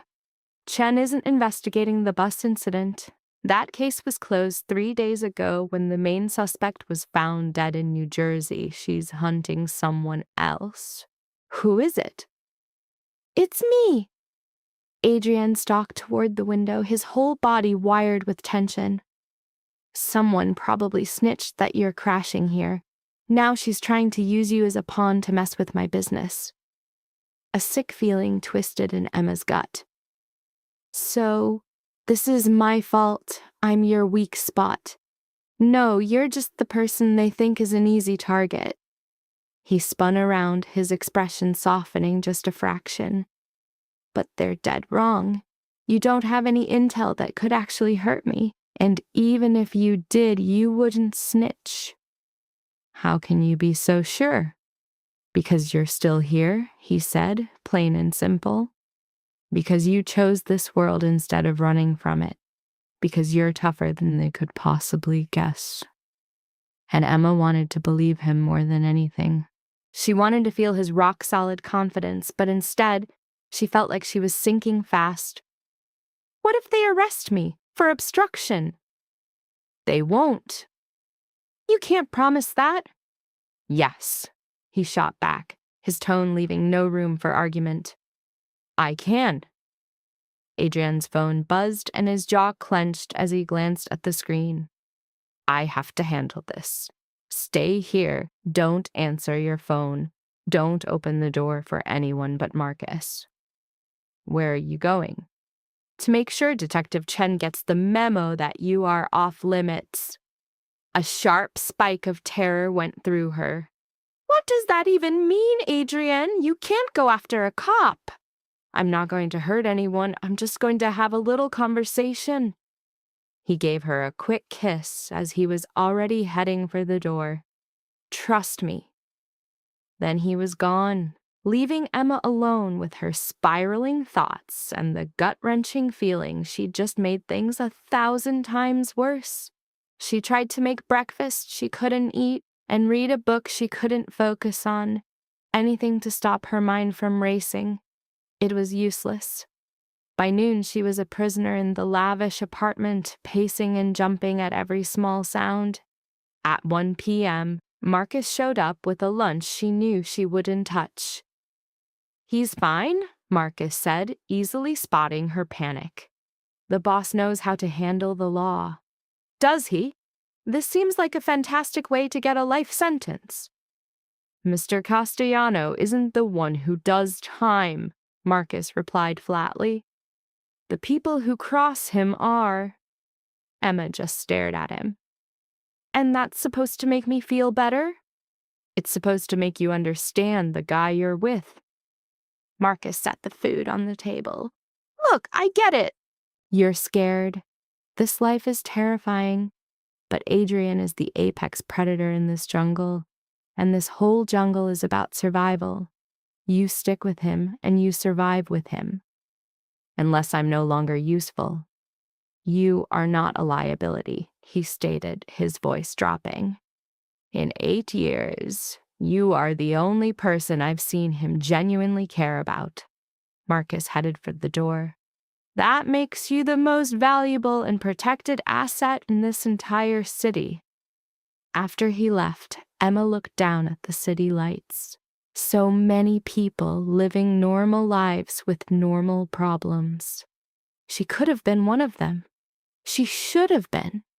Instead, she was waiting for a dangerous man to get back from threatening a detective for her. Her phone buzzed again. It was Detective Chen. Emma hit decline and blocked the number. 10 minutes went by and it rang from a new number. She blocked that one too. The third time, Emma finally broke, her voice tight. "Leave me alone. Miss Carter, I'd seriously rethink that. Obstructing a federal investigation is a major felony." "I don't know anything. I was on a bus, guys got on, grabbed another guy, and I left." That is the end of the story. "And what about your connection to Adriana Castellano?" Emma's hand squeezed the phone so hard her knuckles turned white. "I have no connection to Adriana Castellano." "Really? Because my intel says you've been living in his private penthouse for the last week." "It's quite a story, isn't it? A nursing assistant who can't make rent is suddenly shacking up with one of New York's most infamous men." "I have no idea what you're talking about." "Oh, I think you do," Chen countered. "And when you decide to tell the truth, you'll find I can be a very powerful friend. Witness protection, a new identity, a total reset, far away from all this." The detective's voice dropped to a conspiratorial whisper. "Think about it, Emma. Is he really worth taking a fall like this for?" The line went dead. Emma stood frozen, Chen's offer ringing in her ears. A fresh start, a new life, an escape route. The deal was a gut punch. Yet when she imagined it, leaving, going back to her old life, the only thing she felt was a huge, empty void. Adrienne could see the truth in her. She didn't want the safety of a normal life anymore. She wanted to matter. She wanted the raw, electric feeling of being alive, even if it meant her own ruin. He came back 2 hours later, looking drained, but with the grim satisfaction of a winner in his eyes. Emma confronted him the second he walked in. "What did you do?" "We had a talk," Adrian said. He sighed, loosening his tie. "I simply reminded Detective Chen about the Internal Affairs Review on her work for the last 6 months. Allegations about mishandling evidence. I just pointed out how bad it would be if that investigation found some new, solid proof." Emma's jaw dropped. "You threatened a cop." "I advised her to focus on cases with actual evidence instead of chasing hunches that would torch her career." That's blackmail. That's leverage. Adrian poured a drink and downed it in one shot. She won't bother you again. You can't be 100% certain of that, Emma whispered. He faced her, his eyes steady. For 15 years, this has been my playground. I handle cops, I handle criminals, and I handle the gray space in between. Chen will back down because she's smart enough to know when she's been completely outplayed. Emma wanted to scream at him to tell him this was crazy, that it was all going to blow up. But the only words she could find were, "She called me again while you were gone." The story dangles a massive temptation. A clean slate if Emma betrays Adrian, but her reaction is an instant loyalty check, a verbal shutdown of the whole deal. We see Adrian visibly relax as he pulls her in for a hug, using her as a human anchor in the middle of a storm. That 3-day countdown is ticking in the background, a plot device that ramps up the stakes while they stand there, silently drawing strength from each other. The scene then hard cuts from that quiet moment to a strategic power play. The command to get changed is the signal for a total role shift, basically putting Emma in costume for a world she doesn't belong to. The choice of a Tribeca restaurant is a flex, an exclusive stage where power is shown through silence and menus with no prices. Emma's questions about where they're going are met with total secrecy, framing the meeting as some kind of critical, mysterious test for her to get into his circle. They're greeted by Sophia Maroney, a woman with the quiet, commanding presence of a mob queen.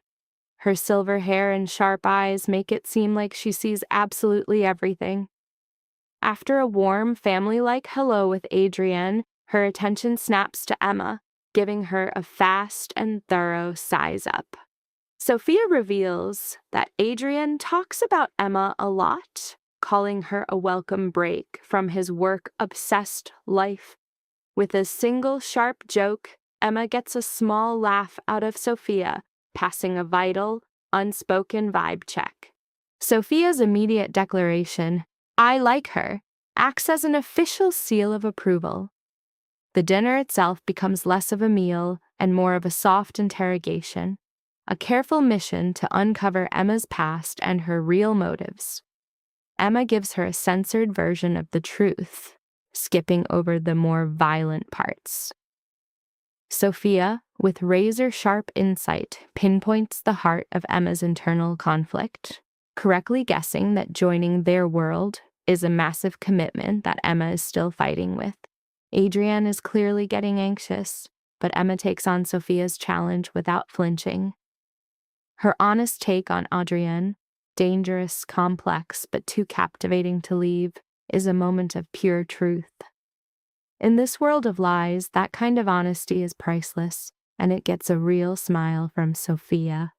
The tension shatters and the dinner becomes story time, with Sophia telling tales of a young Adrian that both humanize him and build up his legend for Emma. Sophia drops a core piece of Adriana's backstory. At 22, he went up against the Bratva alone.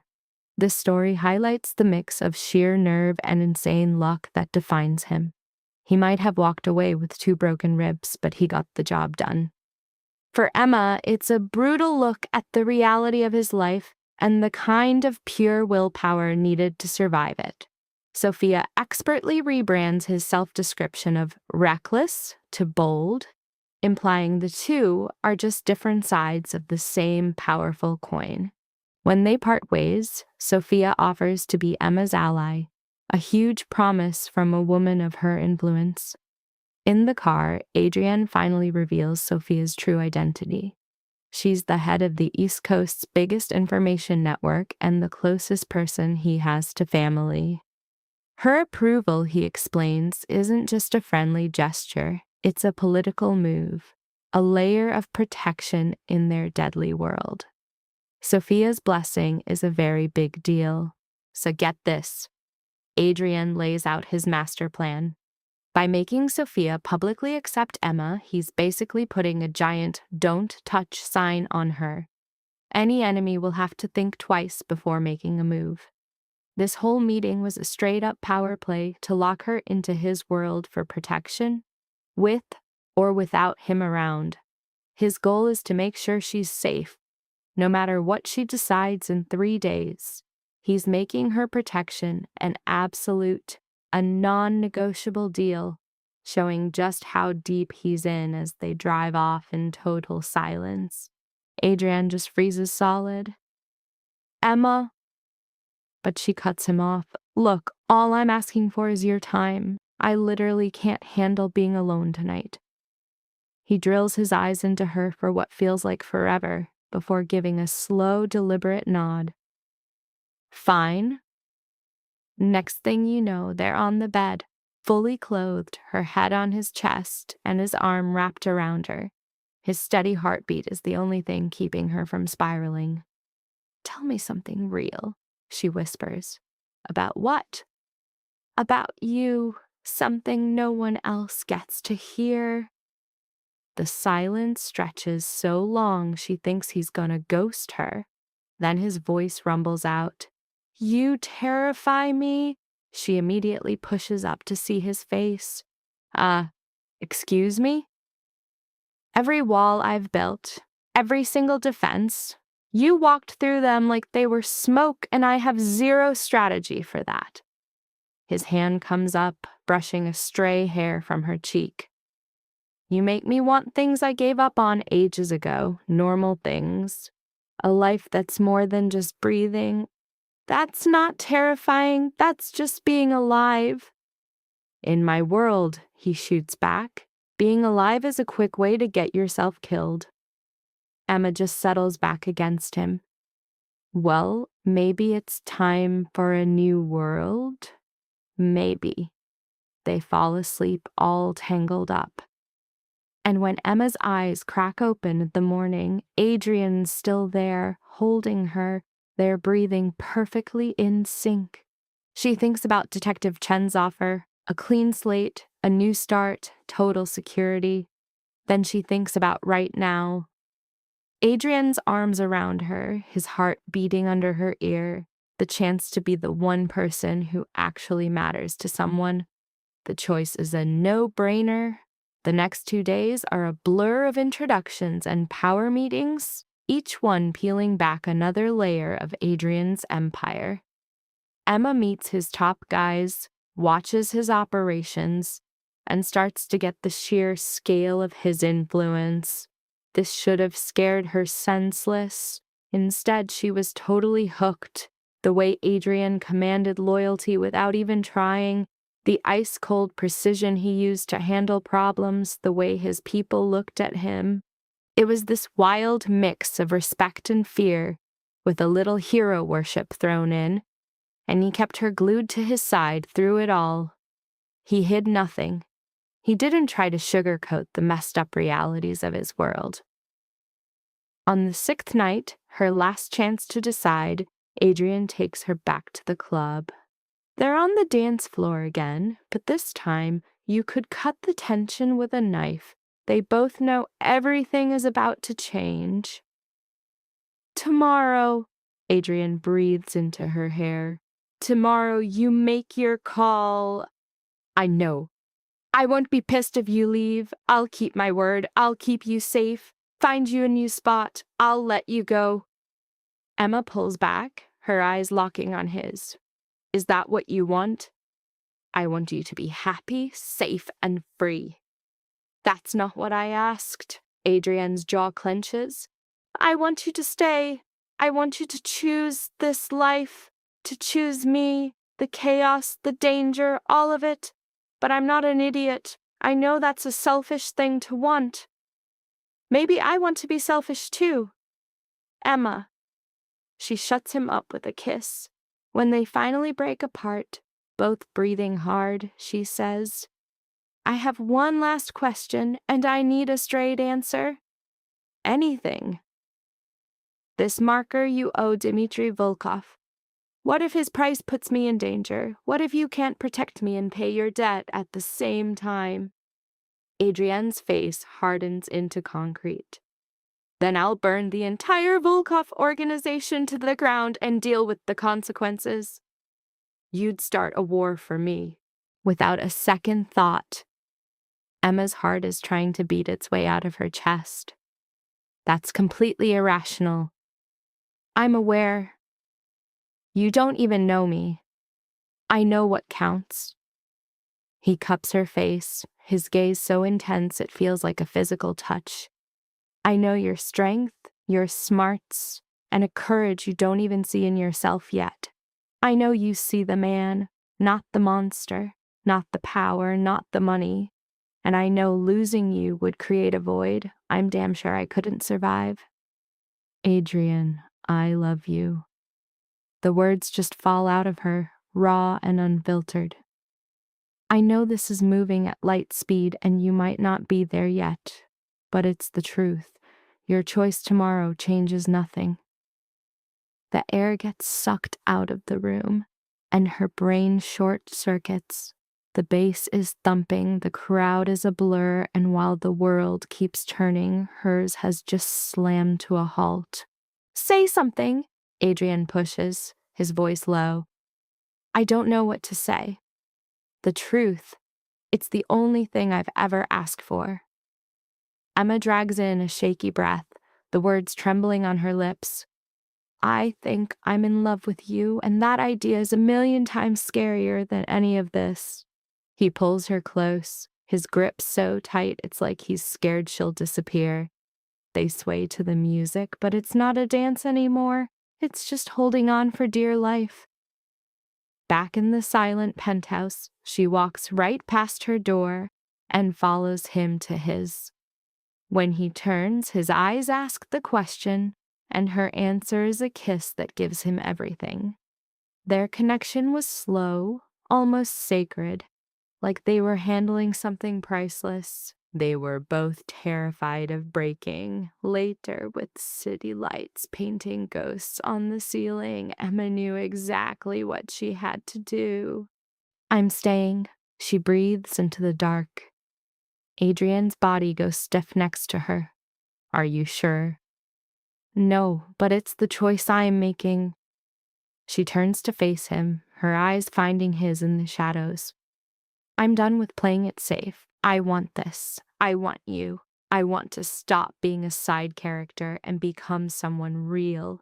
You're real to me. That's all that matters. Emma's lips brush against his. Whatever is coming, we face it as one. He pulls her closer, a wave of pure relief rolling off him. They sleep in a tangle of arms and legs, and she dreams of burning empires and a man who saw her when nobody else did. When she wakes, he's already up, just watching her.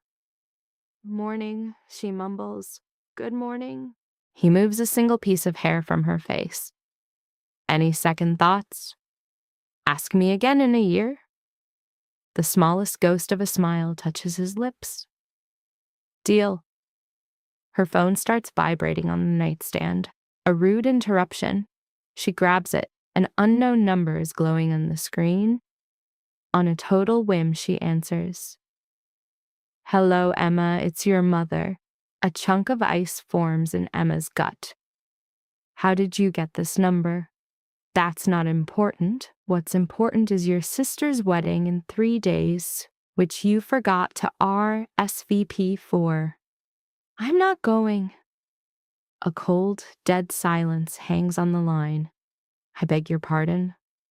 I won't be at the wedding. Tell Victoria I'm sorry, but I can't be there. Emma Christine Carter, you will be there. I am not putting up with this childish nonsense. This isn't a family, it's a performance put on by you and Victoria, while I'm supposed to watch the man I loved marry my own sister. I'm done pretending. I'm done making myself smaller to make you feel big. Where did all this sudden backbone come from? Maybe it's been a long time coming.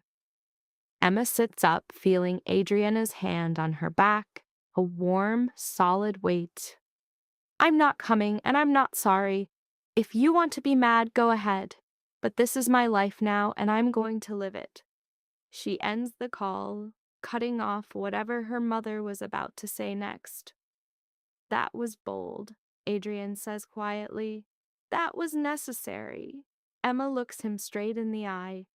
No more apologizing for existing. No more being invisible. From now on, I am here. You were always here. I get that now. Adrian's kiss is slow, heavy with the weight of a choice finally made. Emma feels a massive shift inside her as the last pieces of her old life crumble away and her new self clicks into place. She was done with just surviving, with being ignored. Emma Carter chose the storm, ran straight into the chaos, and picked a path that could end in total disaster. But it would be a disaster she owned. For the first time in 32 years, she felt completely, terrifyingly alive.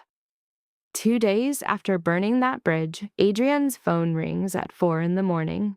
She feels him change instantly, his voice going from sleepy to sharp as a razor. A pause. How many? Another heavier silence. I'm on my way. He was already up, gearing up in the dark while Emma woke. What's going on? The Volkovs. They hit a warehouse. I lost 3 men and $500,000 in product. Adrienne's face was a stone mask in the gloom. Dmitri is cashing in his chip. A cold dread washed over Emma. What does he want? He needs me to look the other way while he grabs new turf, meaning I have to approve him taking out 2 of my guys who are in his way. Adrian grabbed a pistol Emma never knew he had. I gotta go handle this. You swore you'd burn his world down if he came after me. This isn't about you. This is a chess move. He's pushing me to see where I snap. Adrian stopped at the door. Stay put. Marcus is outside. You're not going anywhere. Adrian, don't. But the man she knew was gone. The reflection in the elevator doors showed a figure of pure, cold fury. Emma was left alone as the sun came up, her mind a total wreck. So this was it. His world was slamming into hers like a freight train. People were dead.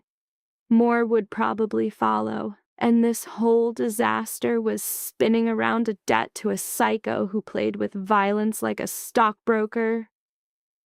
She paced the room, watching the sky shift from black to a sick purple. Her phone was dead silent. No one called. They'd officially cut her out. Fine, whatever. Around 8 a.m., Marcus brought a breakfast she couldn't stomach and some news that tied her stomach in knots. The Don's meeting the Volkovs in 2 hours to hash out terms. What kind of terms? Marcus's face was all business, zero emotion. The kind where somebody might leave in a body bag if it goes sideways. I have to see him. His orders were for you to stay here. I could not care less about his orders. Take me there. Marcus just stared at her for a long, quiet beat. Are you sure? Seeing the man he turns into before a fight, it's not pretty. I'm sure. By daylight, the warehouse had a whole different vibe. Colder, with the threat of violence hanging thick in the air. Marcus led her past guys scrubbing blood off the concrete, their faces grim and hard. They didn't even give her a second look as she walked by. Adrian was in his office, spitting Russian into his phone with pure fire. His eyes found hers, and his expression flashed through shock, then concern, then finally tired acceptance. He ended the call. You shouldn't be here. I know, but here I am. Adrian waved Marcus out, waiting until the door shut them inside. Emma. She walked right up to him, putting her hands on his. Don't you dare tell me to go home. If I'm in your life, I'm in all of it. This whole thing is about to get messy. I never thought it would be anything else. He yanked her into a hard hug. Dimitri's going to order me to sanction the killing of 2 of my most loyal soldiers. If I do it, I look like his puppet. If I don't, it's war. So what's the play? I haven't figured it out yet. Adrian pulled back, his eyes locked on her. Part of me wants to just torch everything, tell Dimitri to go to hell, but doing that paints a target on you and every man I have. The smart move is to find some kind of compromise. And what if you can't find one? Then guys are gonna die. His jaw went tight. Maybe me too. Emma's hands balled up his shirt. Don't you say that. It's how this life works. Dimitri's been looking for an excuse to move on me for years. This might be it. Then don't go. Send Marcus. Send literally anyone else. If I don't show, it's a sign of weakness. And in this world, being weak gets you a bullet. Adrian kissed her on the forehead. I'm going. But first I need your word on something. Anything. If this goes south, if I don't make it back, you get in the car with Marcus and you disappear. Sophia knows where. No heroics. No second thoughts. You just run. Promise me, Emma. She wanted to scream, to say she'd fight right there with him, but the raw terror in his eyes, not for him, but for her, choked her words. I promise. The meetup was at a ghost of a restaurant, all empty tables and chairs. Emma watched it all from Marcus's SUV, parked a half block down with binoculars, completely ignoring Adrian's orders. He's gonna have my head for this, Marcus grumbled. Then we'll get our heads taken off together. She could see them clearly through the front window. Adrian and 2 of his guys on one side, Dmitri Volkov and his crew on the other. From far away, it almost looked civil. Then, one of Dimitri's thugs shot to his feet. Adrian didn't budge, but she could feel a new, dangerous energy radiating from him even through the glass. The balance just shifted. Oh, Marcus said, his hand already on his phone. Before his words could even register, the restaurant's back door flew open. 4 gunmen poured into the room, and the ceasefire shattered into an all-out gunfight. Adrian flipped the heavy table for cover as his men started shooting back. Windows exploded, bodies dropped. A scream caught in Emma's throat as she watched Adrian move. A smooth, horrifyingly efficient hunter. He took down one guy, then another. Every move a lesson in lethal force. But the numbers were bad. She could see they were getting swamped. We have to do something, she begged. Miss Carter, my orders. Marcus cut himself off, his face set like stone. He made a different call. He radioed for backup, pulling his gun in one fluid move. Stay inside. Lock the doors. If anyone but me or the boss comes back, you drive. Got it? Emma nodded sharply, jumping behind the wheel as Marcus sprinted toward the firefight. Through the bulletproof glass, she saw the fight change as Adrian's reinforcements arrived, the battle swirling around bodies and busted walls. It was like a brutal action movie happening right in front of her. Then, getting out of a car 2 spots away, was Ryan Blake. A deep, bone-chilling cold filled her. Him being here made no sense. She could only watch, frozen, as Ryan made a call and walked not away from the gunfight, but straight toward it, like he belonged there. In that single, horrible second, the devastating truth hit Emma like a truck. Ryan was no civilian, no simple rich fiancé for Victoria. He was a player in this sick world. He had been from the start. The knowledge was a physical blow. 3 years. For 3 whole years, she'd given him her heart, while he was just acting in a shadow play she never even knew was happening. A new, harder feeling settled inside her. The car door clicked open. She stepped out. "Ryan," she yelled. He spun around, and his cool composure turned to dust when he saw her. "Emma, what the hell are you doing here?" "I could ask you the same thing, but I think I already know the answer." She walked toward him, her hands trembling but her voice steady. "You're in bed with the Volkoffs. That's why you left me for Victoria." "There's an arrangement between the Blake family and the Volkovs." Ryan's jaw was clenched. "You have no clue what you're saying." "Oh, don't I?" she shot back. "Your father builds commercial real estate, right? Huge projects across the city." Let me put it all together. The Volkoffs clean their cash through his construction, and your family gets their protection and a cut of the action. Emma, you need to leave now. Or what? Are you going to have me taken out like those men in there? She pointed toward the bloody restaurant. Was that it? I wasn't the right kind of asset for your crime family, not a good enough chess piece? Ryan grabbed her, his grip tight. You have no idea the danger you're in. Adrian Castellano is a dead man walking. Dimitri's going to wipe him out. He's going to tear down his whole operation, and anyone tied to him is going down too. Emma ripped her arm away. Then I guess I'm going down too. You don't have to. Come with me. I can hide you. Tell Dimitri you were just some clueless girl he used. And then what? We pick up where we left off? A nasty laugh escaped her. I'd rather be dead. That can be arranged, a new voice said from behind. Emma spun and saw one of Dimitri's thugs, a gun leveled at her chest. Time seemed to stretch. She saw his finger tighten on the trigger, saw Ryan take a coward step back, putting space between them. Her life was about to end in a parking lot, just feet from where Adrian was fighting to live. Then Marcus was there, a blur of speed crashing into the gunman, making the shot go wild. As they fought on the asphalt, Emma fell back. "Run!" Marcus screamed, but her eyes were glued to the restaurant where Adrian had just appeared. Their eyes met across the chaos, and she saw absolute fury warp his face as he realized her danger.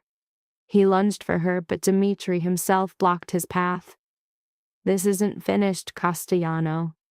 Adrian didn't even look at him. He lifted his pistol and fired, not at Dimitri, but at the goon fighting Marcus. The shot was perfect. Final. The man dropped. As Marcus stood up, Dimitri laughed. Well, there you have it. And that's your weak spot, a chick. He flashes his own piece, pointing it square at Emma. Drop your weapon, or she's history. Adrian's face goes stone cold, totally unreadable, but Emma can see the gears grinding in his head, the insane choice he's gotta make. Let her go, Adrian growls. This is between us. Wrong! This is the whole point! You think you can roll into my town, take my business, and just walk away clean? Dimitri's finger gets tight on the trigger. She goes first, then you. Emma's mind is racing. She could bolt, find cover, or be a diversion, or just stand there and pray Adrian is faster on the draw, but she pulls a move nobody saw coming. She starts walking right at Dimitri. Emma, no! Adrian's voice cracks, filled with pure terror. You want collateral? Emma asks Dimitri, not even breaking her stride. I'm right here. Let Adrian bounce, and I'm yours. My life for his. Emma, stop this! Adrian lunges, but Dimitri's goons snatch him up. She stops 3 feet from the gun. I'm dead serious. Let him go. You get me, and a promise he won't come back for revenge. Isn't that better than 2 bodies? Dimitri stares at her, a flicker of actual interest in his eyes. You love him that much? You'd check out for him? In a heartbeat. Wild. Dimitri lowers his gun a bit. Adrian Castellano, the Iceman, taken down by a nurse's aide. There's a certain poetry to that. It's just dumb, Ryan cuts in, finally finding his voice. She's a nobody. Just ice her and let's wrap this up. Emma's eyes snap to Ryan. Still a charmer, Dimitri just smirks. I like her. She's got guts. He looks at Adrian. I'll give you a choice, Castellano. Your life or hers. You walk away from this city, your whole op, and she lives, or you hold your ground and she dies right here. Don't, Emma pleads. Don't you dare take that deal. But Adrian's already lowering his piece. You have my word. I'm gone. You won't touch her. No, Emma yells, but Dimitri grabs her arm. Smart choice, Dimitri grins. You've got 24 hours to vanish. If I see you after that, the deal is off. Adrian locks eyes with Emma for one last soul-destroying second. She saw it all in his look, regret, love, and a hopelessness that broke her. Then Marcus is yanking Adrian away, both falling back to their car, leaving Emma to Dimitri, Ryan, and the total destruction of her life. Let me go, Emma whispers, her voice a ghost. Not a chance. We gotta confirm your bodyguard actually splits. Dimitri nods to his guy. Take her to the safe house. Keep her on ice until we confirm Castellanos out of the city. Emma gets dragged into a car, shoved in the back. As it peels out, she watches Adrian's car disappear. She just bought his life, only to lose him in the exact same moment. The safe house was a miserable, windowless apartment in Queens. Emma sits on the bed, already plotting her next move. Adrian was gone, probably on his way to an airfield, with Marcus forcing him onto a plane while he wanted nothing more than to come back for her. Dimitri had won. Ryan got to see her get completely wrecked, and Emma was once again all alone. But this time was different. No breakdown, no tears. Instead, there was just cold, hard rage, a controlled inferno. She had burned down her own life as a sacrifice for Adrian, and he just walked away. He cut a deal with a psycho who'd probably get rid of her the second Adrian was gone. 2 hours crawl by, then 4. Emma's memorizing the room, looking for any way out. The door was solid steel. The guard was armed and paying attention. They took her phone. She had nothing but her clothes and her burning fury. Near midnight, shouting erupts outside, then gunfire. The guard at her door fires once, then goes quiet. The door slams open. Emma braces for the worst. It was Sophia Marinette with 4 armed goons looking totally calm in the chaos. Hello, dear. Ready to roll? Emma's jaw hits the floor. How did you?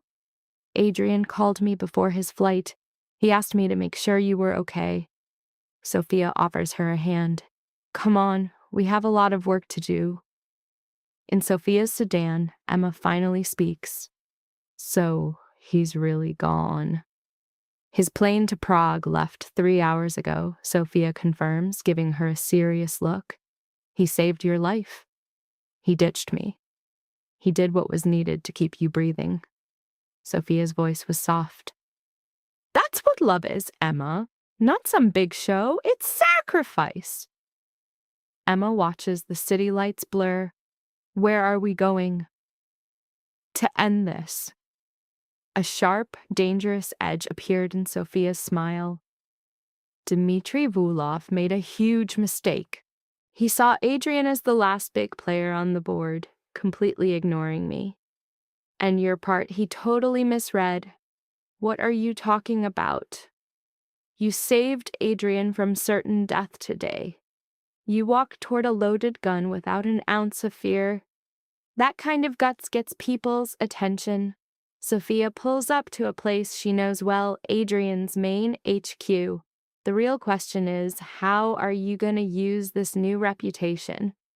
Inside, Sophia lays out tons of documents on a table, ledgers, deeds, and shell companies. For 3 years, the Vulovs have been cleaning their dirty cash through the Blake family's real estate, Sophia explains. I've tracked every single deal, building a monster case. The only piece I was missing was solid proof linking the two families. Ryan? Emma breathes. Exactly. Your ex-fiancé is the key to this whole thing. He's been handling the transfers, deleting all the evidence. It was a slick move, if completely crooked. Sophia looks right at her. But it wasn't perfect. With this file, we can destroy both the Vulov and Blake dynasties. The FBI has wanted proof like this for years. Emma's head was spinning. You're going to give this to the feds? No. I'm going to let you decide. You can give this to the FBI. Be the hero. Watch Ryan, his dad, and Dimitri get locked up. Or you can just disappear, get a new identity, and leave this whole world behind. And Adrian? The question just hung there. He was in Prague, starting from scratch. She could go hide with him, or she could stay here and end this entire nightmare for good. Emma's eyes landed on the papers, an arsenal made to wreck those who hurt her. Ryan, who threw her away, her family who sold her out for her sister's happiness, the Vulovs who wanted her dead. She thought about the woman she was 3 weeks ago.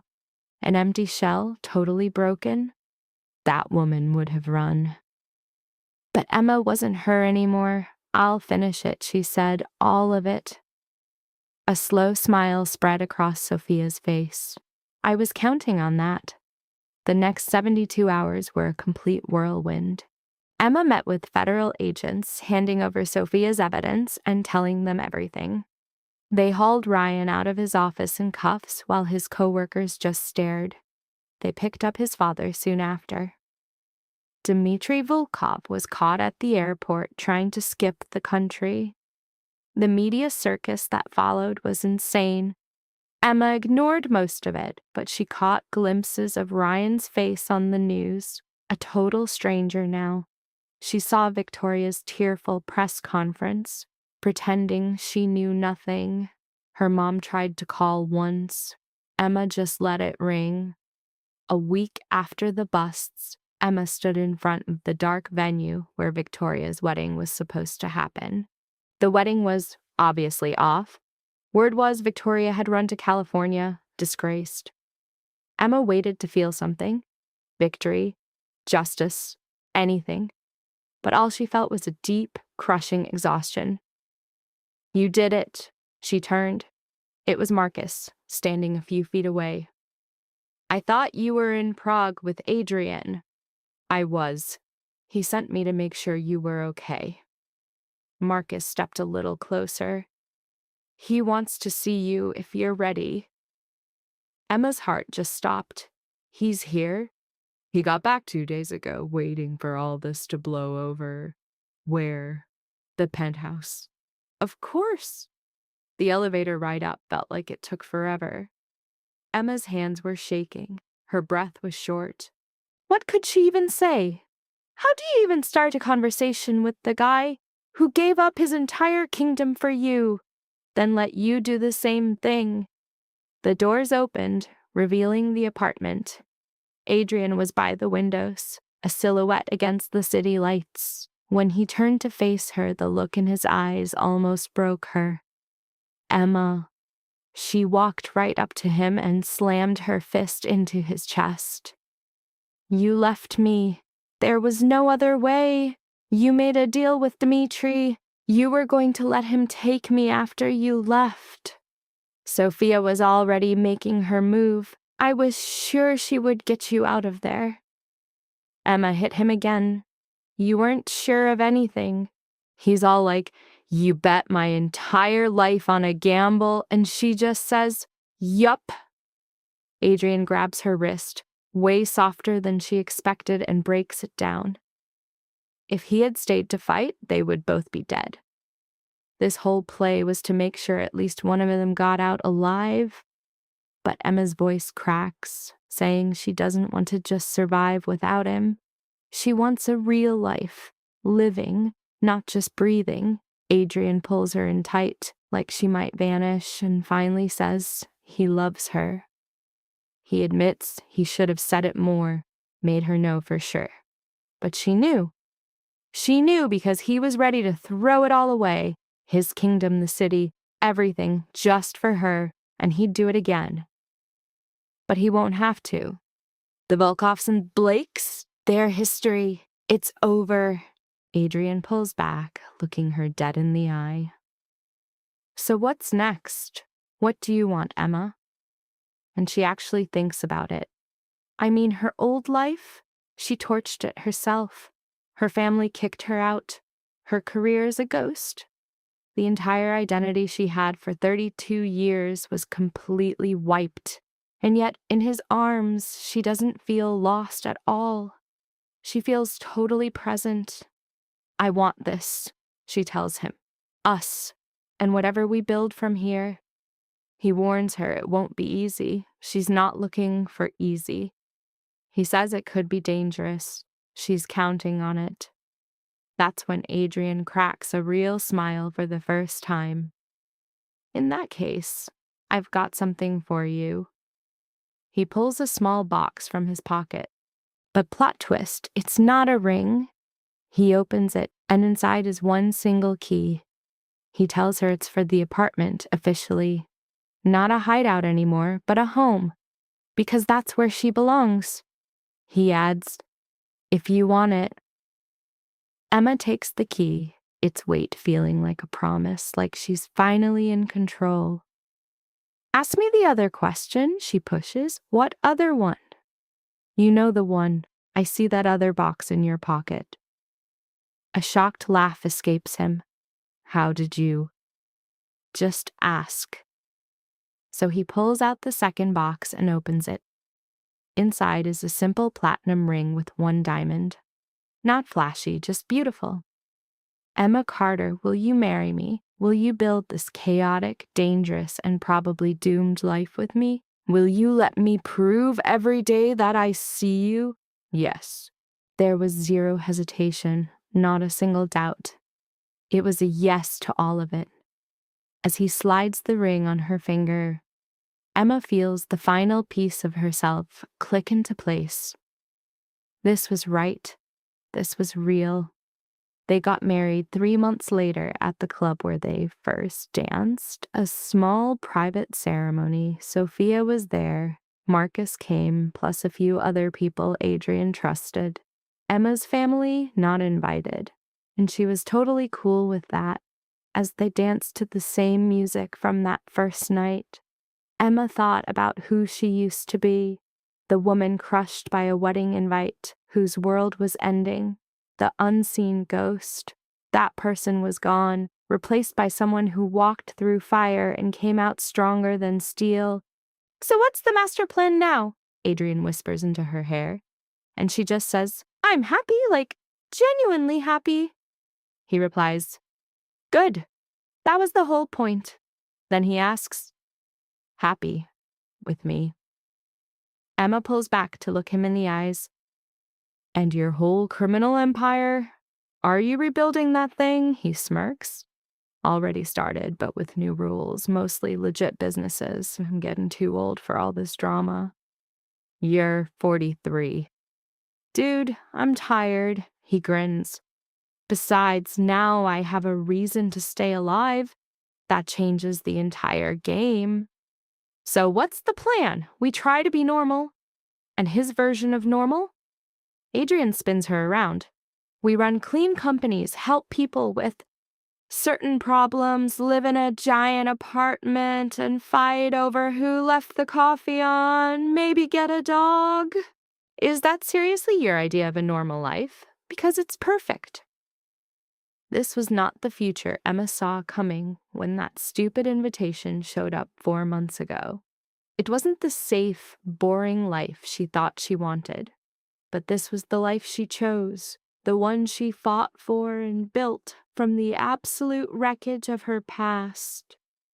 6 months after the wedding, Emma's on the penthouse terrace, 100% her home now, looking out over the city. Down there, that clown Ryan Blake is doing a 15-year sentence for fraud. His dad got 20, and Dmitry Volkov, he's locked up for life. Victoria bounced to Los Angeles, changed her name, and is supposedly getting married. Her mom still calls, but Emma rarely picks up. She's back at work, but not her old job. Sophia got her into nursing school. A real one this time. Turns out Emma's a natural when she's not juggling 3 jobs just to survive. Adrian started a foundation in Sophia's name to help at-risk kids in Queens. Emma helps run it, finding a whole new purpose. But their life isn't some perfect movie ending. They fight, usually over Adrian still loving the thrill of the game or Emma being a total nerd about her studies. They both have baggage that love can't just magically erase. But they are rock solid. They just get each other.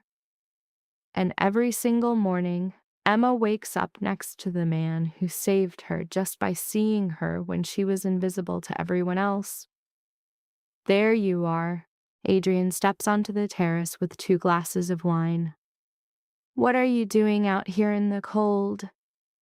Just thinking about the bus, about the parallel universe where you didn't stop for me that night. Adrian hands her a glass, wrapping an arm around her. I could never have just passed you by.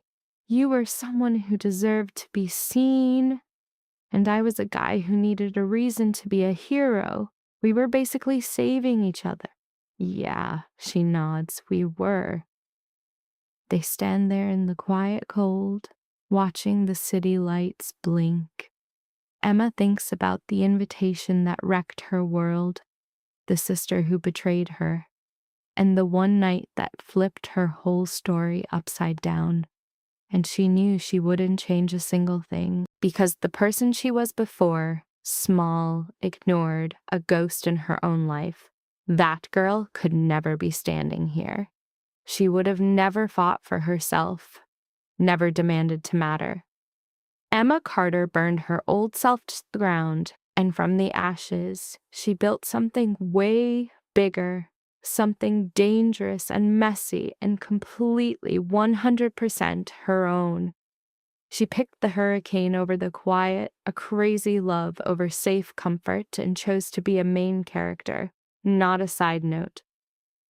And for the first time in her life, she wasn't just getting by, she was in charge.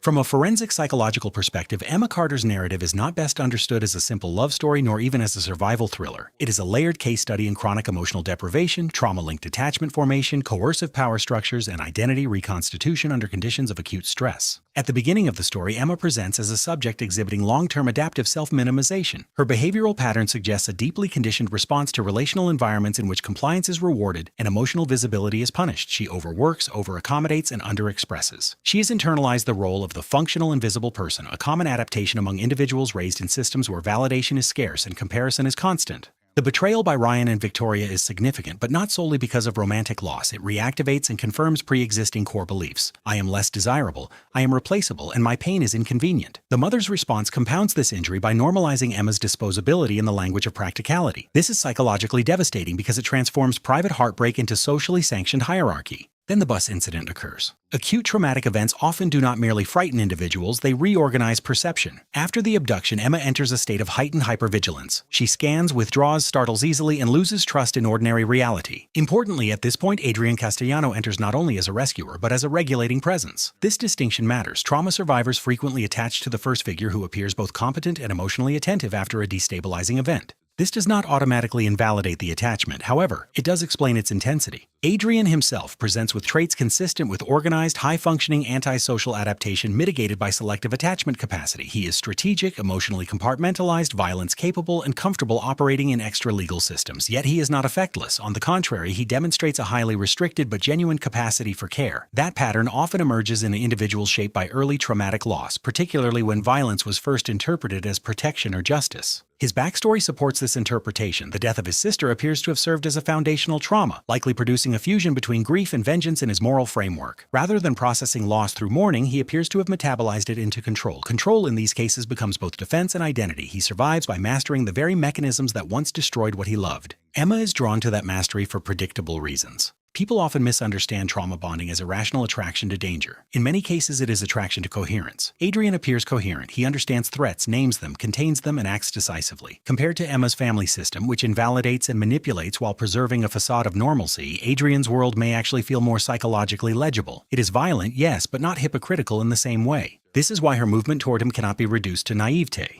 What we observe instead is a subject who has spent years in low-grade psychological erasure suddenly encountering recognition, containment, and significance. To Emma's nervous system, that may register not merely as romance but as oxygen. When she states implicitly and explicitly that she wants to matter, she is articulating a deprivation deeper than affection. She wants ontological confirmation. She wants to feel real. Ryan represents a different psychological structure. He appears motivated by status alignment, strategic attachment, and self-preservation. His behavior suggests not deep sadism but a morally vacant opportunism. He adapts to power rather than generating it. Subjects of this type often rationalize betrayal as necessity. They do not experience themselves as villains because they outsource their ethics to advantage. Victoria, meanwhile, functions psychologically as an extension of the family's hierarchy. Whether knowingly malicious or structurally narcissistic, she operates from entitlement. Emma is useful to her as contrast, as support object, as emotional labor source. This is important because not all cruelty is theatrical. Some of the most damaging forms are normalized dependency structures in which one person's identity is maintained by another person's diminishment. The later sections of the story are especially instructive. Emma's shift from passive endurance to active participation is not simply empowerment in the popular sense. It is identity reorganization under pressure. Once she enters Adrian's world and witnesses how power operates, she begins to revise her self-concept. Fear no longer exclusively inhibits her, it clarifies her. This is common when long-suppressed anger finds a narrative frame. Her attraction to danger is partly an attraction to agency. The confrontation involving Dimitri is psychologically crucial. Emma steps forward and offers herself as exchange. On the surface, this may appear purely sacrificial. Clinically, however, it also indicates the full collapse of her former passive identity. She's no longer waiting to be acted upon. She's intervening in the architecture of power itself. That is a profound transformation. Adrian's decision to leave in order to preserve her life reflects another clinically interesting trait. Despite his dominance profile, he is willing to relinquish control when attachment overrides empire. This suggests that his bond with Emma penetrates defenses he previously believed structural. In psychodynamic terms, she reactivates his capacity for vulnerable valuation, which is both healing and destabilizing for someone with his history. Finally, Emma's choice to expose the criminal structure rather than disappear indicates that her recovery is not merely relational. She does not heal by being loved alone. She heals by acting. By confronting Ryan, rejecting her family's script, and participating in dismantling the system that endangered her, she regains subjecthood.